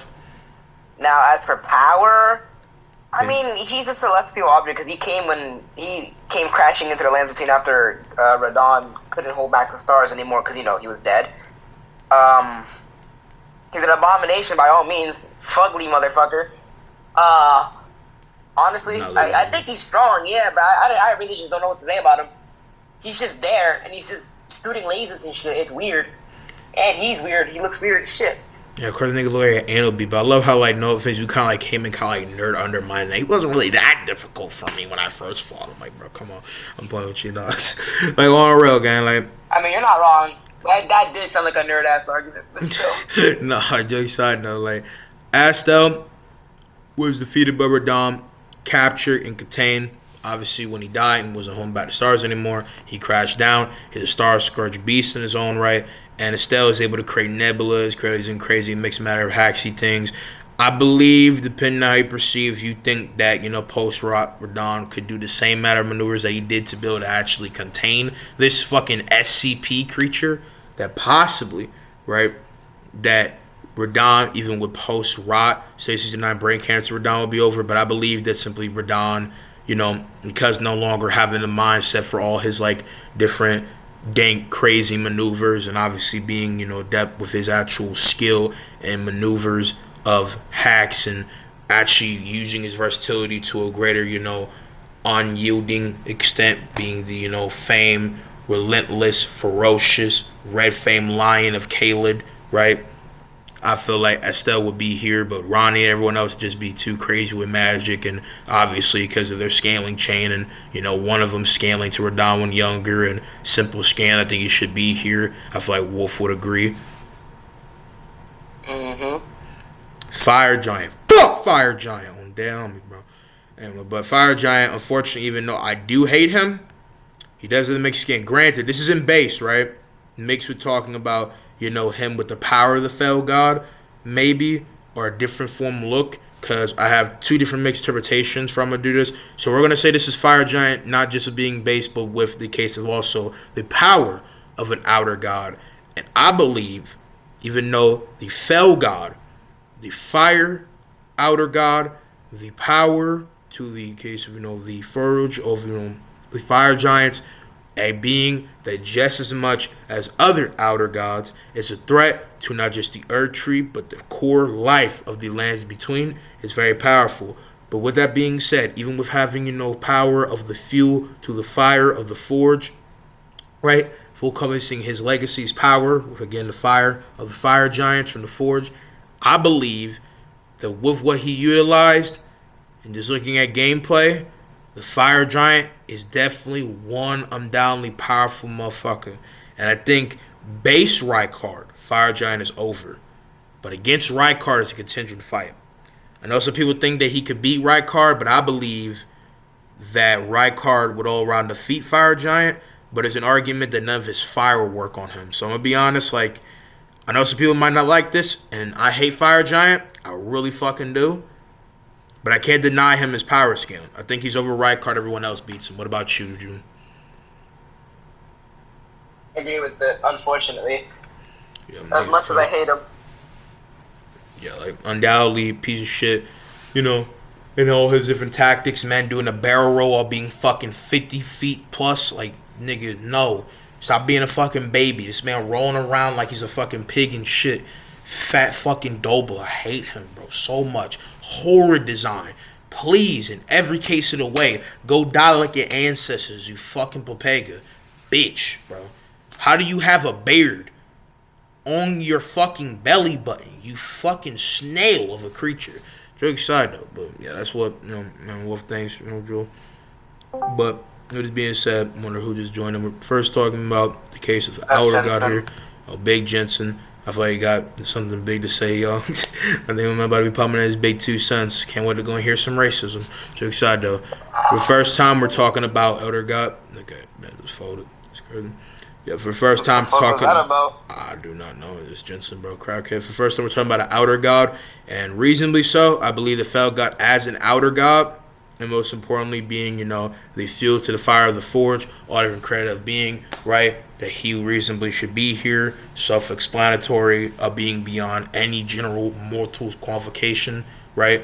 Or even being of a higher essence, because outer gods are beyond the lands between. They cannot exist in general confines, but when their full form burst of power and possibility to come to life, they are beings beyond anyone's comprehension. What do you think about that, though, Wolf? I can agree. I can agree. You already heard what the big Joe man said. Nameless himself. Too excited, though. Next, we have Elden Beast. Should be self-explanatory, literally existence itself. Radagam, below tarnished, simple as that. Then the greater will, so being technically the tarnished did defeat the greater will through a case of a technical conceptual existence, but the greater will still technically in some way does bound and or empower the tarnished to be what he is.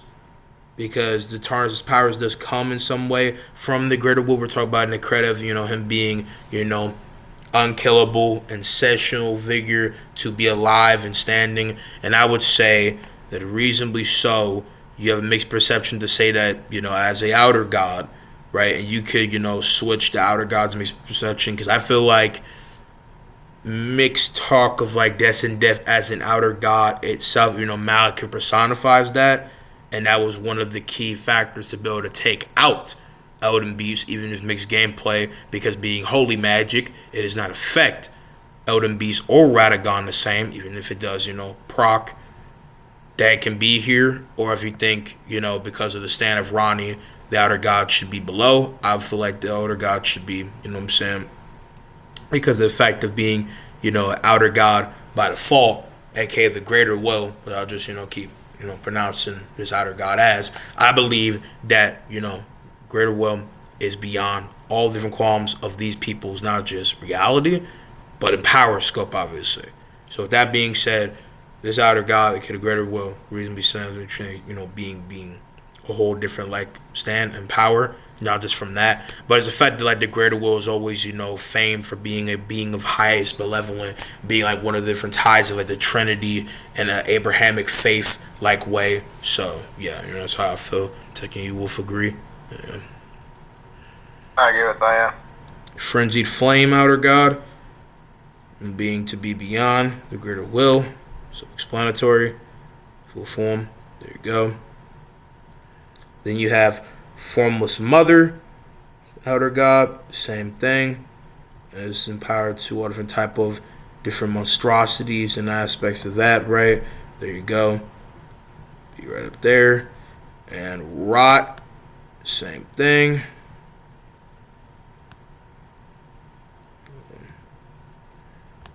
Hold on. That's those things. I believe the rot be above fell god, makes it under formless mother. Searching of who's all around stronger, I would say rot, because it makes application of rot's greater form power. This is supposed to represent DLC tarnish. I don't consider base game tarnish because not only is makes actual verification and actual qualm for where to withstand, but just very ambiguous stuff, and I don't believe really a base game tarnish really exists. But DLC tarnish should be here, so explanatory. Right. R'Lana, I believe R'Lana by her fame and decree should be right below to relative to her sister. Taking you, Wolf, agree with that? Did you say? R'Lana. sister to Renala. What about Ronaldo? I'm saying that because of all her claim and Oh, capabilities. the About to say, DLC one, the one that yeah, the one yeah, that fucking backshotting you with some moves. Yeah, yeah, fuck her. yeah, sister She's to cool. Renala. Yeah, Great boss fight. yeah. We're talking Great about the boss skill fight. pass. So I'm taking that where you see me, because you still see my screen, right? Like you see what I'm talking about, right? Yeah, But I just yeah, wasn't paying attention for a bit. My bad. no, you good. I'm saying like just rebuild a creep for should be not only in her sword skill, accolades, a very efficient duelist, very wild, wicked with her powers and magic, and being trusted by this man Mesmer to be some form of like vanguard, standing toe to toe against all different accolade of different high standing people. She fought, correct me from the war against Radagon, and was a very high standing case of people, right? In the lands between by different like you know conflicts and shit, because Rolanda was not only one bad bitch energy in a lot of different scope, but in different crossroads of the history of the lands between reign supreme in a lot of different aspects in her midst Blitz and Sage era Musha moving like Gino slash Kuma from Afro Samurai could parallelly decisively switchblade a lot of people and was one of the most crack fiend in a lot of style of fighting. So I would say that she could, blitz swing and just outdo a lot of creative people here. And I definitely think, a different mixed narrative hype and hail, unlike her sister, right, who mixed bag is her older sister. She never downside in her capabilities. So she stayed as peak proficient and contingentified in any sense of the way. Stayed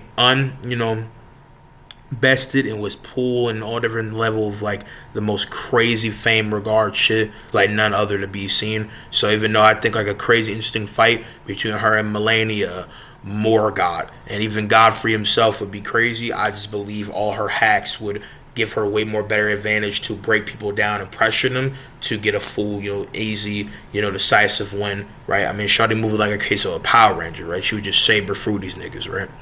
But next we have Mesmer. And he in base, right? Oh my, Mesmer is an amazing boss. 19 inches of boss. Mesmer. Very strong too. All right, bro. Crazy. I forgot they said that.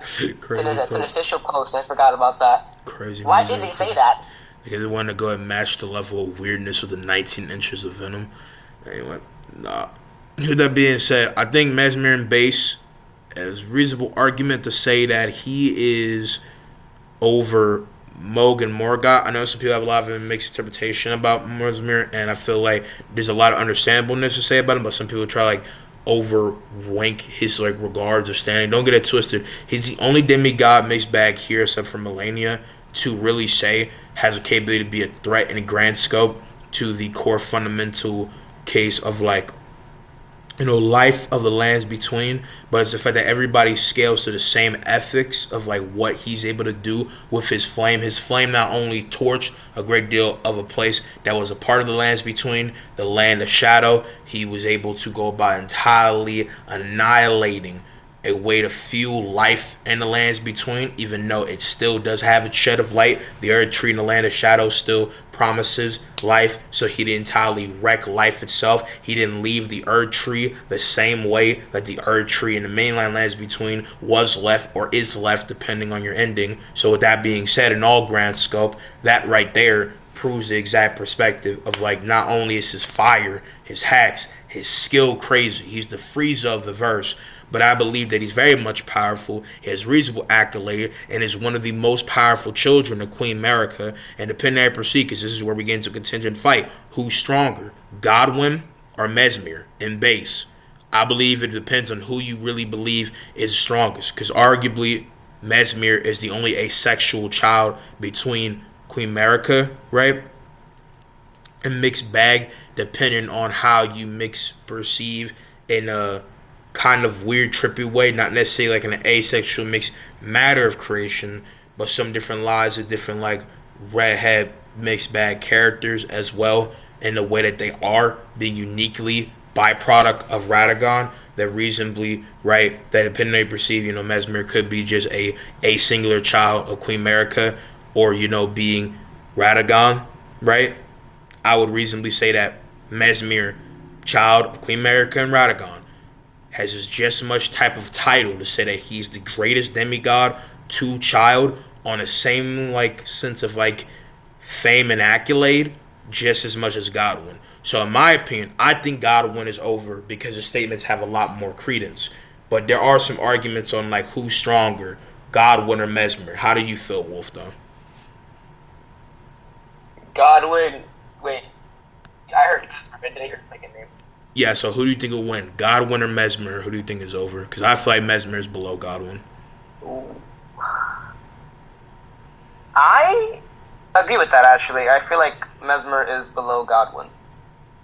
Like, Godwin has some great feats, but Mesmer, I don't think Mesmer can top Godwin, if I'm being honest. Because, like, yeah, they're both sons of America, but, like, I feel like Godwin is, like, was supposed to be the embodiment of perfect in terms of America's children, so it would make sense for him to be above Mesmer, who was discarded, technically. Now, we very well could be wrong about that, but that's just how I see it.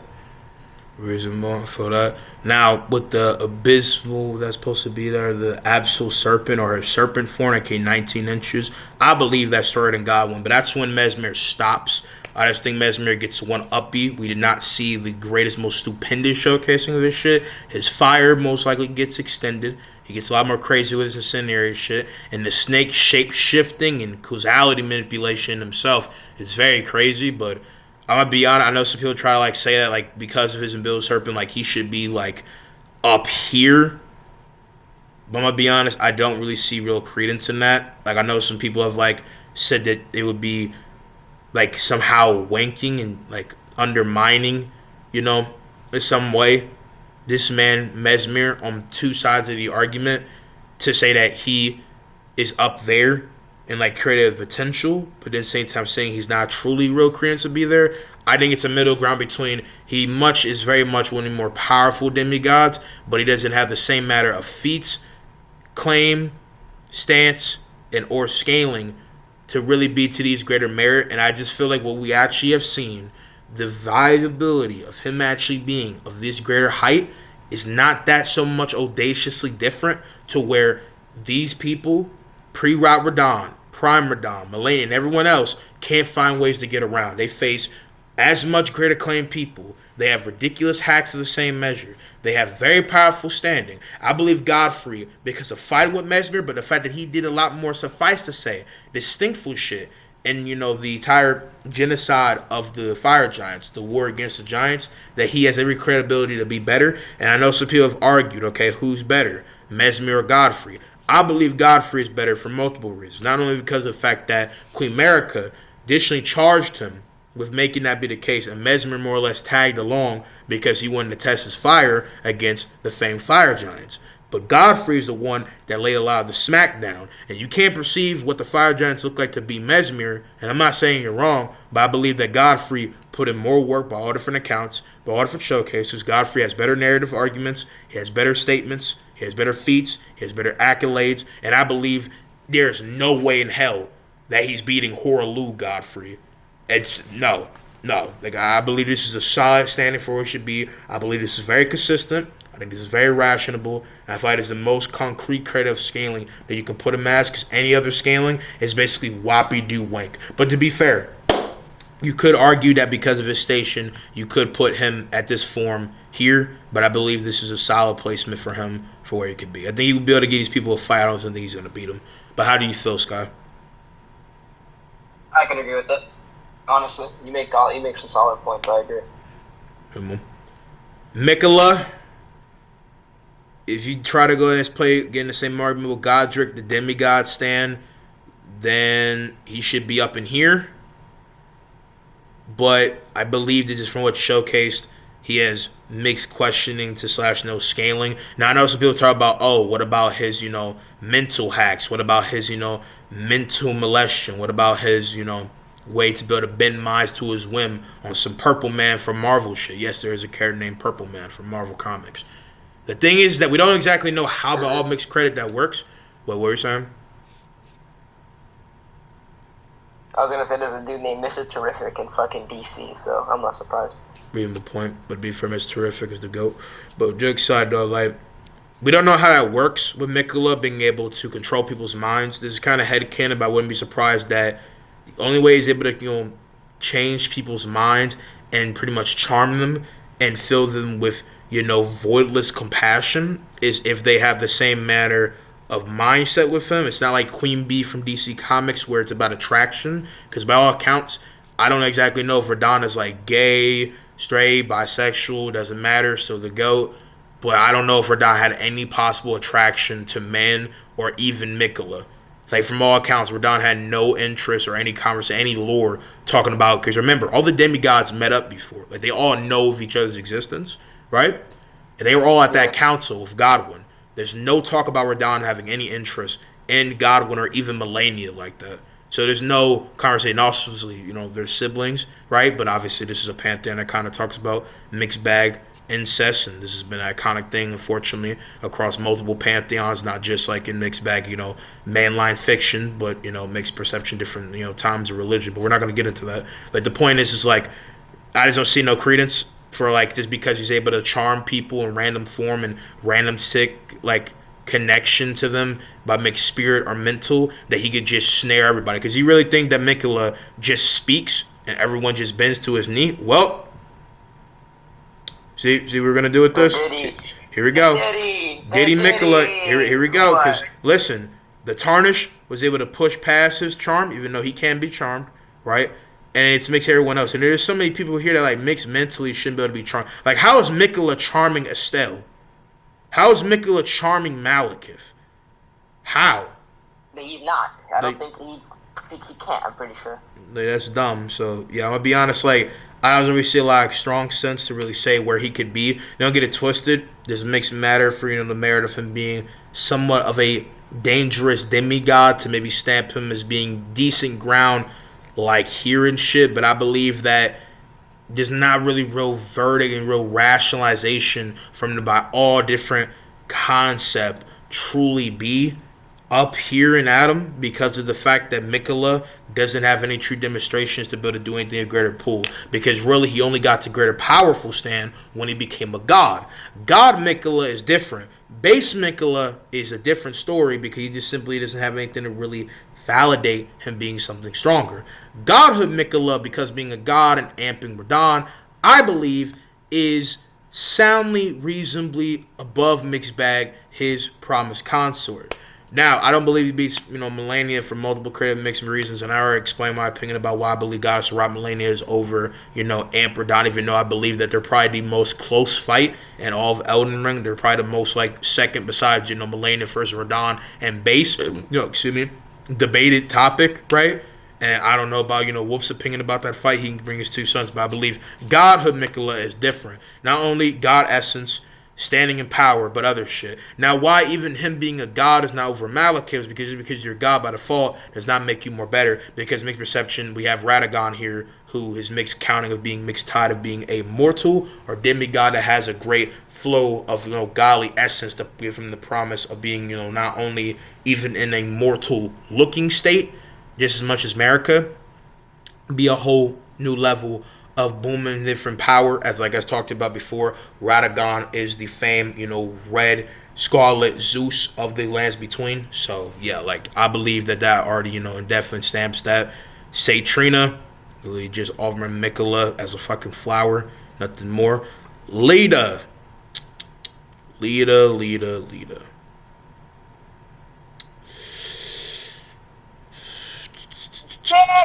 Rider. Indeed. I think Lita is right there. I think that's a fine hearing. Take that you will. Rider. Big dick rider. Cool design though. Sir Asbach, the GOAT! The GOAT! But Sir Asbach came. That is in fact the GOAT. I can agree. That is in fact the GOAT. Came in clutch. I believe that Sir Asbach is contingent with Lita. I think that he could probably best Lita, but they're very contingent.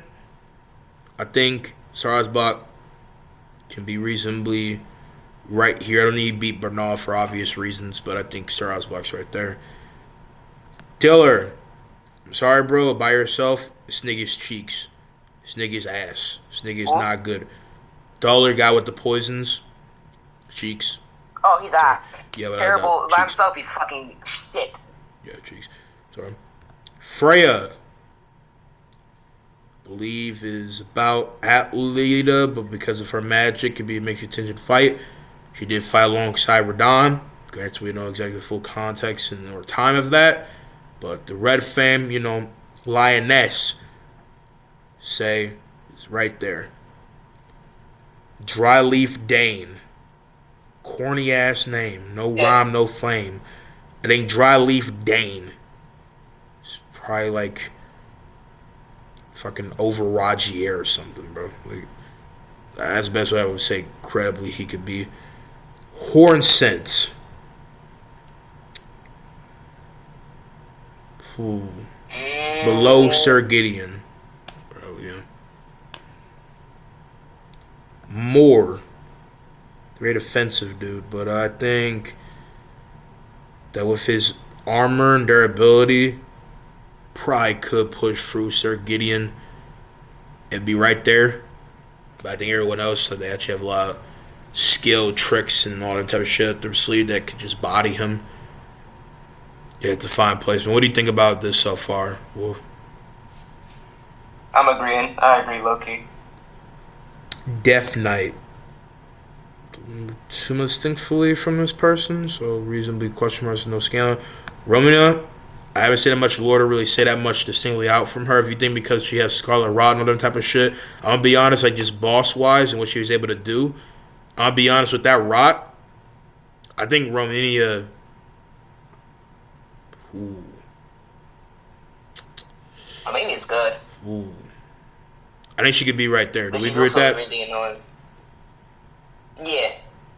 Because, like, it's the Rot, all different pool of shit, and that she could be very crazy, but don't get it twisted. I think she would have different mixed struggles in it. I just think it's kind of weird. But actually, I'm going to be honest, because of the Black Flame and the mixed skill and all that, and unlike Margit, who's a clone of a reasonable demigod in both, and the dragons have a lot of arguments for just being above most qualms of different people, I think it's better for me to say Romini is here than over there. Because remember from wrong, can Rot even hurt the Godsking Apostles in game? Like, it doesn't matter because in comparison to actually lore, but I'm just wondering, can they actually get hurt by Rot? I'm pretty sure everything gets afflicted by rot, except for a few exceptions. Though I've never used it on them, so I really can't confirm that. I've never seen that be used. Then you got Commander Gaius. He's a right-hand man, in truth. It's Mesmer, and is one powerful dude with a fucking legionary-ass boar. But I think that... What? Crippled. He is crippled. Oh, he's crippled. I did not know that. I never fought Commander Gaius before. I am intrigued about him, though. He has no legs, so he just rides the boar. He's just limp on top of the fucking boar, attached to something so he doesn't fall off. Indeed. He has no legs. He has prosthetics. I don't really know where they went, but he has no legs.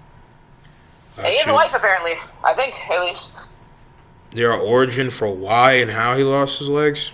Could take him as in like a war. No, he just doesn't have them. I'm about to say, how he lost them. I even know I had Gaius on his tier, so I added him in post before fully going with this recording. So I'm like, if there's a prime where he does have like that helps, right? Then maybe I'm just saying like because he's a second command of Mesmer, he probably has of some standing of like great things. So depending how you perceive, like if he's at the top since immortal standing, he could be lower. I believe that he's very much strong enough to where he could get through all these dudes and run them down. Probably one-shot him with this boar. I mean, this boar was holding things down by all different accounts in the fight. And Commander Gaius was respected by Mesmer so much that he believed him to be the best, not just fighter that he had next to Rolana, but be one of the most scary motherfuckers in a battlefield. Like, he was top dog. And I think there's an argument, like, I have all second commands of, like, all the generals, all the great famed leaders. He probably is, like, the most terrifying in, like, a fight, regardless of, like, actual power scale or whatever. But, yeah. That is agreeable. I don't know who the fuck that is. I heard of him, but I don't know much about him. Define Warrior, Beast, and then Bird. This guy from Night Rain. For different mixed target things I've heard from him, doing the same level. Can we right? even speak on the Elden Ring Night Ring bosses though? Because we don't play it. Yeah, I know I don't play it, but I did research. I said that at the start of it. My bad if I didn't say it. So I yeah, but ha I Nah, it's fine. I can't speak on them though since I don't have 2 cents on who most of them are. So you're gonna have to like carry a discussion for this one. yeah, gotcha. I mean, the Beast Warrior, by the things I've read, is a beast that is a mix of the Dancing Lion, but moves like Battle Beast as a fighter. So he has all the elemental stuff. He has all the crazy shit. The Dancing Lion is also on his tier list, as an obvious. But like, he's just a very like mystical, powerful dude. So imagine the Airbender, Gladiator, and Battle Beast from Invincible. That's him. Then when he's in this bird form, he just gets stacked. Pretty sure. So yeah, there you go. Cinesax, same thing.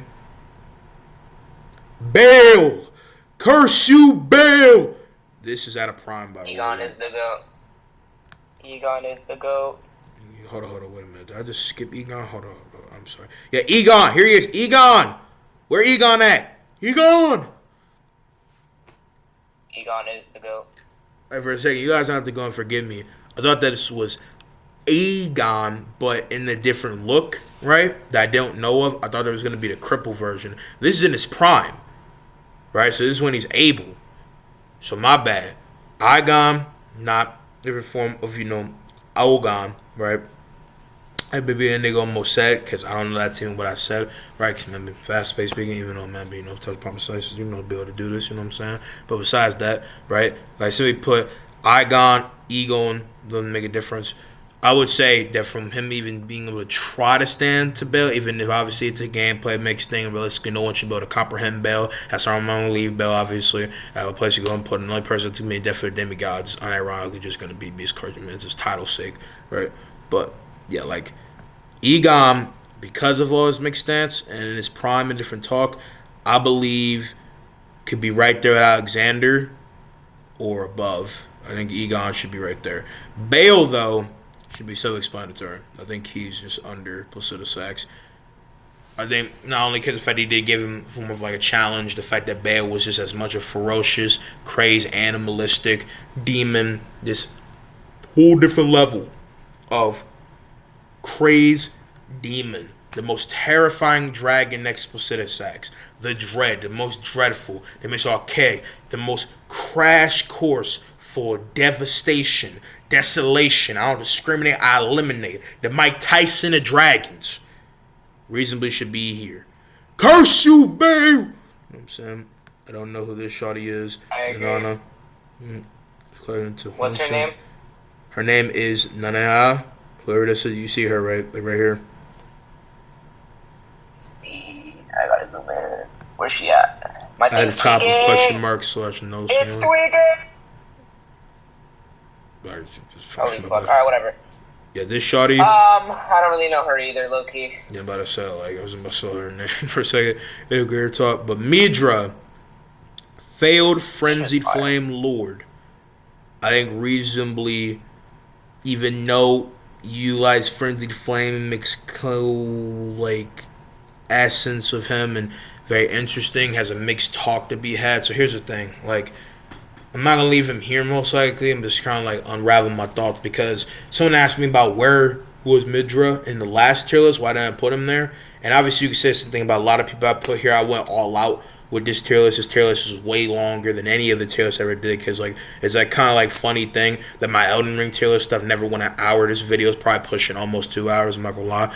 But simply put, right, Midra, even being a fell frenzy flame lord, still had all herald and all pull frenzied flame. For what we see is the best shining of frenzied flame use. Schizo dude like no other. Man is nothing but a pillar of the most highest boast and tie of crazed power of frenzied flame, and uses it like a fucking yellow lantern, right? I couldn't really take that much from him. This from statements and talk, but by all different acclaim, by all different talk, and a guy who's just as to way more knowledgeable about Elden Ring, power scaling than I am to reasonably say, right? And this person being a guy named Rogue, or a guy being Rogue, something like that. In the case of his name, he doesn't upload like that much. He's just like a resident power scaler, right? But Rogue guy, I'll just call him that, right?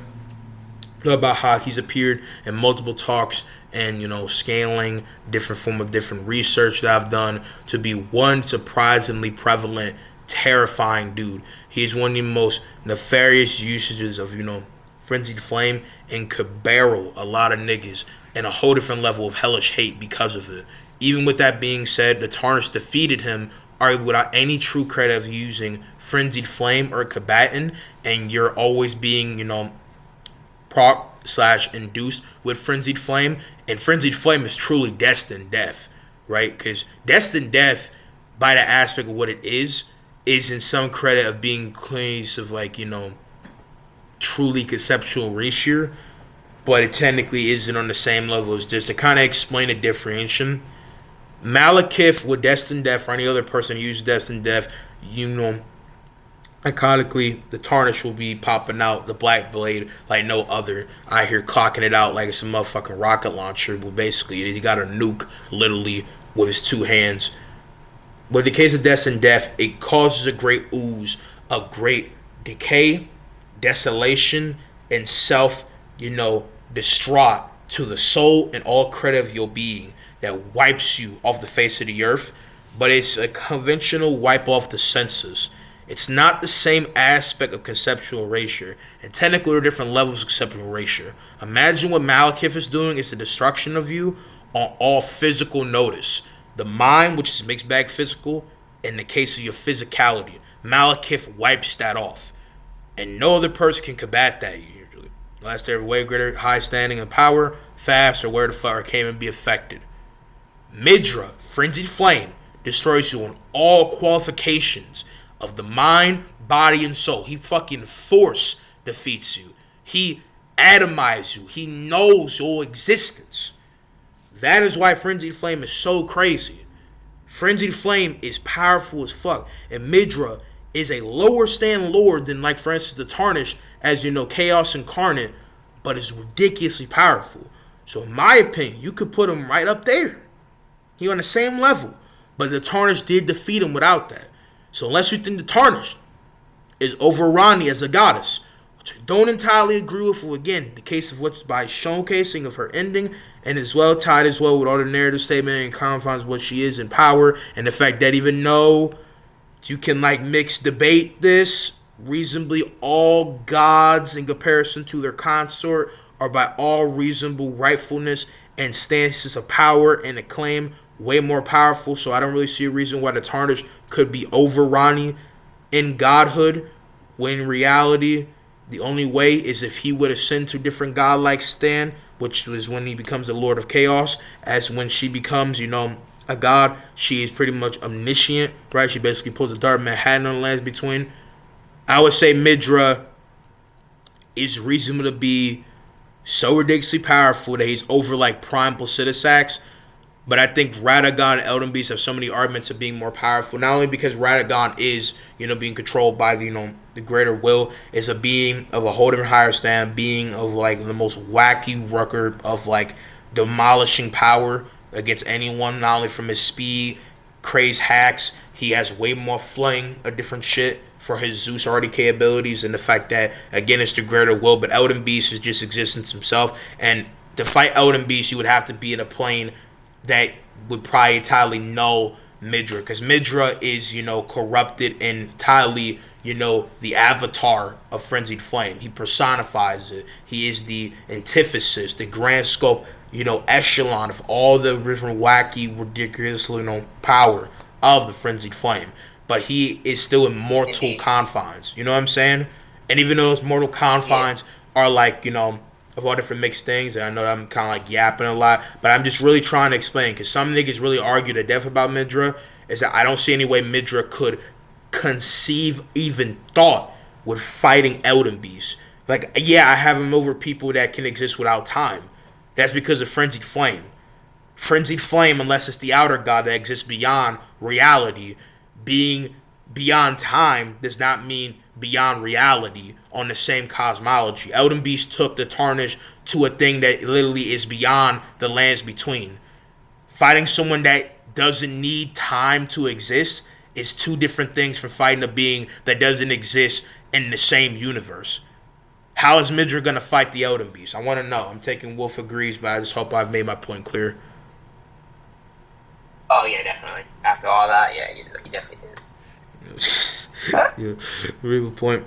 Midra, don't know that much about. You have Night Rain somebody, don't know that much about her either.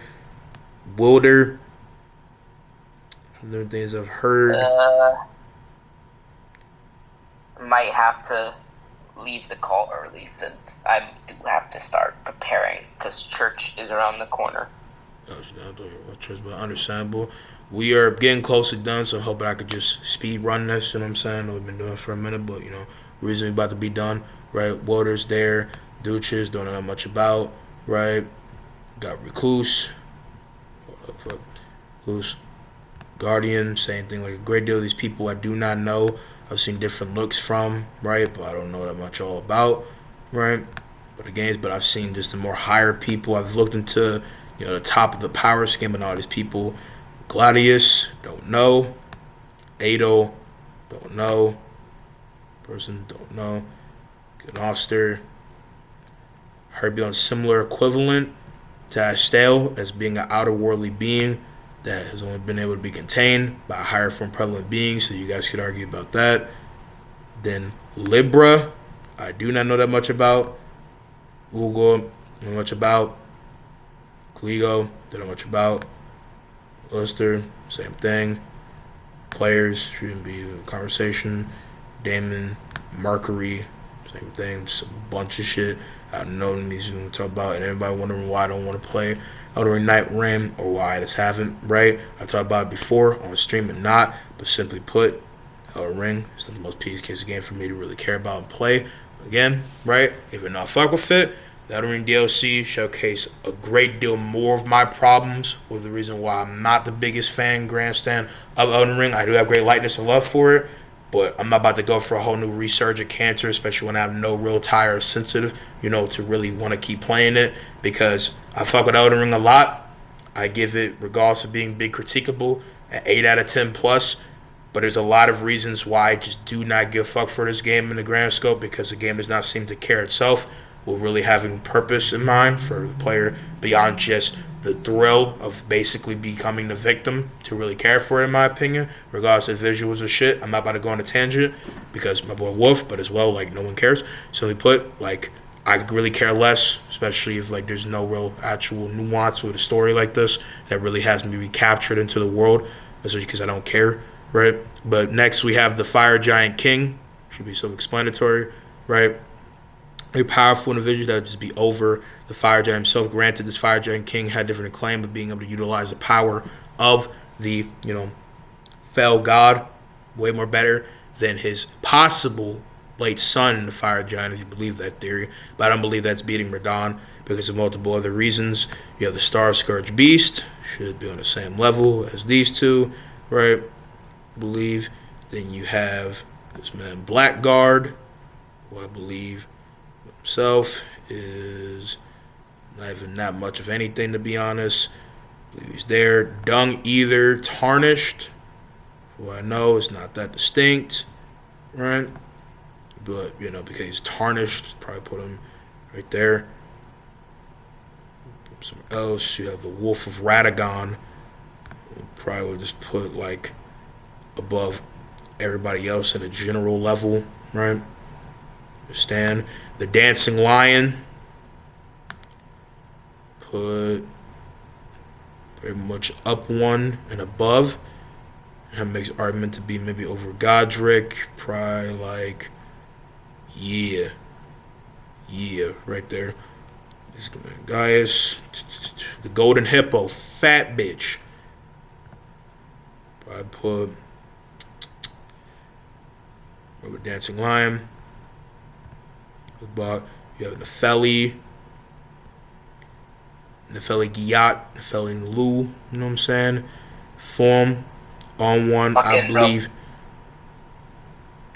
Believe that Nefeli reasonably is above more, but everyone else has a bunch of reasons for being lower. I would love to hear the conversation between Nefeli and Freya, though. Correct me if I'm wrong. Doesn't like Fred's voice actress voice like Nefelli too? Correct me if I'm wrong, because they sound like so like no like disrespect like says shit, but I feel like there's some mixed bag, some of the like same female voice actresses. Some occasions, not exact credit the same, but like on the same means of like kind of feeling on the same archetype. Granted, Freya and Nefelli are demonstrably different and all around grandstand the character, and one is better than the other, distinctly for me. And I really do like this art of Nefelli, right? Shout out to whoever made that. But with that being said, right, like coming from Ron Freya voice actor's voice is Nefelli as well. Then you have my man Dread of all dragons, right?